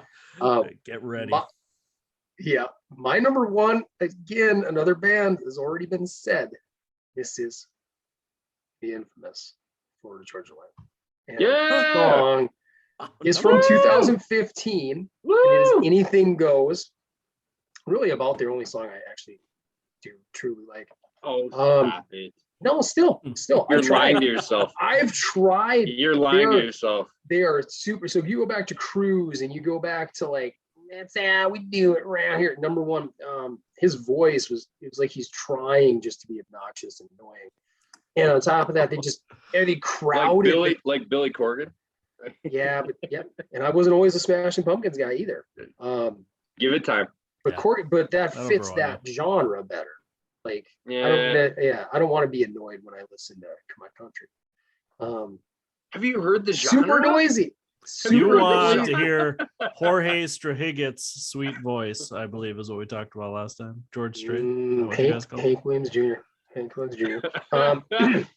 But super loud, like busy. That's how I've described that band for so long. So many of their songs are just busy. And Anything Goes starts out, it's just same thing.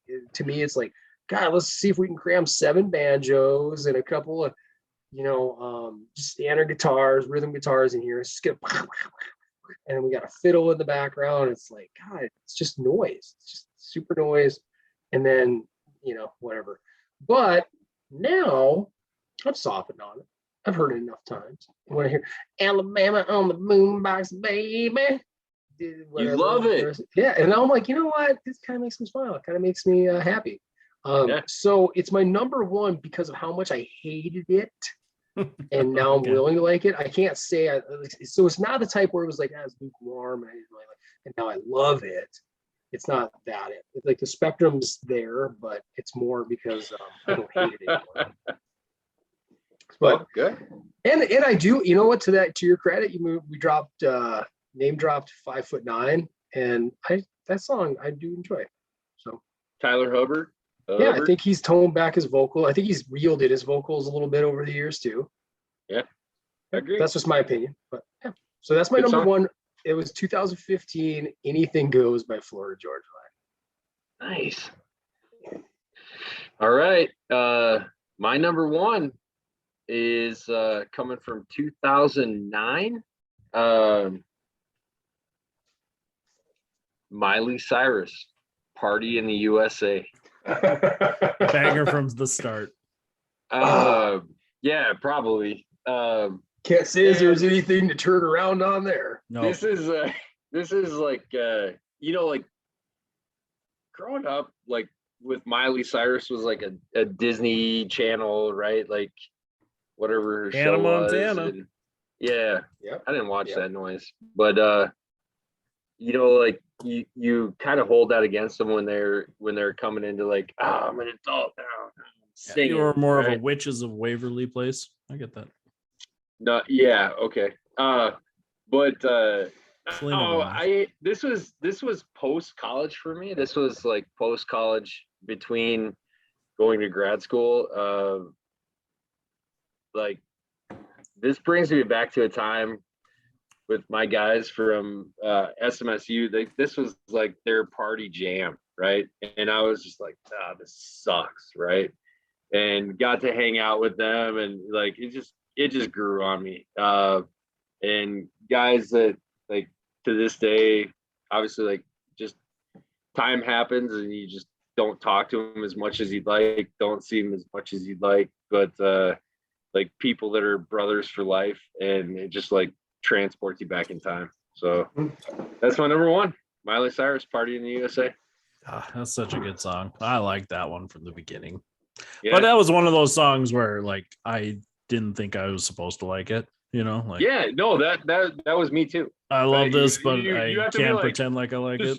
This sucks. This isn't Lil Wayne. Like, this sucks.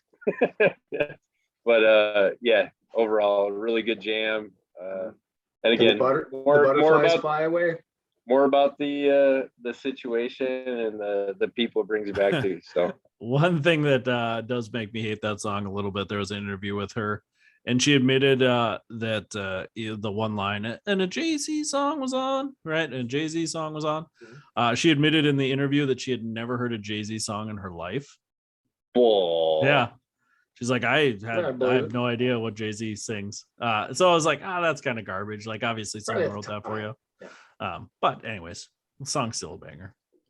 I can separate artists from art. Come on. Yeah, well, she was younger then. Yeah, right. I mean, she probably shouldn't have been listening to Jay-Z. That's, you know what? That's another number one. That's another call, Jared, that I can respect. I don't necessarily have to agree with it, but I respect it. I respect where you're coming from. That's a good number one, Barry. I think you're really gonna S on my number one, Nick. If I know you well, you're gonna hate this, and you're gonna say to know me very well. You don't know music. You gotta stop. They're overrated. You should have stayed with your initial feelings on this band. I believe it. I believe it already. Yeah, I'm getting my poop ready. So this, to set you guys up, probably one of my favorite bands of all time. Top 5 band, I would say. Top 5 band.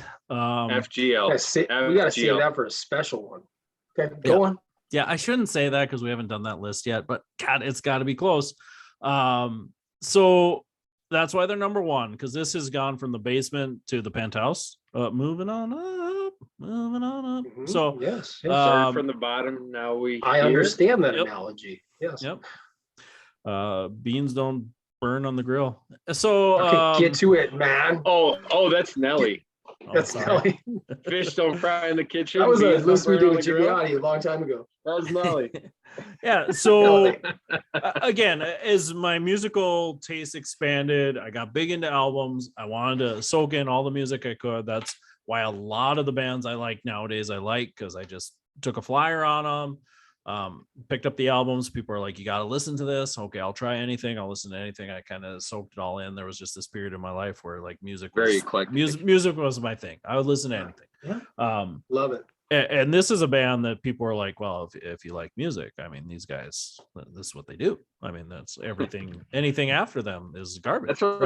That's what a band does. So this hit is from 1963. Ooh. From a band that maybe you guys are familiar with. The band is called the Beatles, and the song is "I Want to Hold Your Hand." You used to hate that song? Come on. Yeah. So this was like, when you were a little kid, you never had oldies channels and nope, never did that. We were not oldies people. No one in my family liked the Beatles. We were more like a Zeppelin family. We were kind of like God, I'm drawing a blank right now. Janis Joplin family, big into blues, that kind of stuff. My dad was more like Skinner and Stones, and we never listened to the Beatles. Not ever listened. I had no exposure to the Beatles. So I was like, I gotta listen to the Beatles. Like this was one of their biggest hits. So I listened to this song, and I'm like, this is absolute garbage. This is like some like Randy Newman crap where you're just talking about like walking around in your day and holding hands. Like, well, their first few albums, they were a boy band. Yeah, they were on that parallel. They just were. Right. And this was the time where like I was supposed to crap on boy bands. I was like, this was a boy band from the 60s. These guys are terrible. They were. So literally, I never listened to the Beatles. I was like, okay, I've sampled this song. It's terrible. Kind of, I mean, I listened to like A Hard Day's Night, just because of the movie, and Help, you know, those were like kind of the big ones because the movie names. And I was like, well, those aren't much better. Like I already had this sour taste in my mouth. No. Okay. Yeah, getting to that, Nick. Anyway, so then Come on. in probably my late high school year, they came out with that like monster number ones. I don't know if you guys remember that album where they compiled all the Beatles number one hits. Yeah. And I was like, oh, all right, I'll try these guys again. And I bought that album and I kind of liked them. Some of them were good. This was on there. And then it just really was organic over the next couple of years. I started to like, oh, you got to listen to the White Album. Okay. All right. It's like one of the best albums of all time. I used to listen to those VH1, like pretty top good. 10 albums or whatever. Bought the White Album. Oh, yeah. If you think White Album's good, you're garbage. Like Revolver's a million times better. So I bought that. Okay. That's a great album, right? You know, people like, oh, Sgt. Pepper's is so good. So I bought that album and I'm like, this shit is good. Like, and now the Beatles have just grown into just one of my favorite bands of all time. Yeah, they're great. They're good. I mean, they're phenomenal. And to go back to this song now and to really appreciate the time period, what they're dealing with, the harmony, the melody, you know, one of the few songs that Lennon and McCartney just co-wrote hand in hand together. They sang it together. They just alternated. It's simple, but it's good. I actually just watched the Ed Sullivan where they came on and did it. Like, that's so fun to watch. People in the crowd were just losing their minds over this thing. Like, I can't believe they're talking about holding hands, right? And it's like, they're so risque. Yeah, they look like they were having fun. I mean, and now when I go, I love watching. That was LSD. I love watching old Beatles performances. I love all that stuff. The sounds they made with the minimal equipment they had, how clear that stuff was. I just appreciate it just so much more now. They just grown. They invented. I mean, they changed music, and they're still like, I can appreciate that song. Like, I Want to Hold Your Hand. This was one of our wedding songs, right? Like, that's how high up on my list this is, you know. So, did you shout out to Lacey? Did you hold hands? Yeah, it was a unity candle thing or whatever. Yeah. All right. Then you went, love me do. You know, it's a good song. They're all good. Every Beatles song's good. I love it. I know you don't care for it much, Nick, but love me too. It's so good. Yeah. And I actually now, as I get older, there was a period where I liked their late stuff, where I was like, oh yeah, Sgt. Pepper's, Revolver, like that's their best stuff. And now as I've gotten older, I'm like, man, their early stuff is so innocent and clean and pure. Like A Hard Day's Night, I love that. Ticket to Ride. I just actually prefer earlier Beatles now, but it's good. Well, we'll talk to you in 5 years later. So yeah. Maybe I'll swing back around and like their old stuff again. But props. That's my numero uno. Again, same thing, from the basement to the penthouse. Same as from ashy to classy. From the bottom, now we hear. Mm-hmm. Love it, guys. Good from list. Skunk to trunk, as they say. Yeah. Skunk to trunk. Okay. Good stuff. Lots of Nickelback, lots of Florida Georgia Line. Good few singers there. Yeah. I'd say a rousing success of a podcast, boys. Thanks, everybody. This was a long one, but we really appreciate you guys hanging out with us. If you got hateful comments, top 10 lists or top 5 lists you want us to go over, if there's topics you want to talk about, if there's research articles you want us to go over, heck, if you want to be on the show even, I'm willing to entertain that thought. Hit us up at ptshopdoc@gmail.com. Follow us on YouTube if you want to see our ugly mugs. As I always say, next time Nick will share something with everybody instead of just me and Jeremy. We can really expand on that. You can see On Running shoes and what they look like. Some cloud monsters. If you hit us up on YouTube. Minimi. Follow us on Facebook. I will say we did not get enough likes for me to eat a pineapple today, so I'm very disappointed in y'all. Kind of glad I didn't have to see that. That would have been good. Working on grapefruits this week. That is gross. Otherwise, until next time, everybody, I'm Casey Hansen. With me, as always, is Nick Doling and Jeremy Van Klompenberg. You Thank stole you, it from everybody. Not a hollow threat. Good night. Yep, I stole it. Yeah, you had 29 chances. Good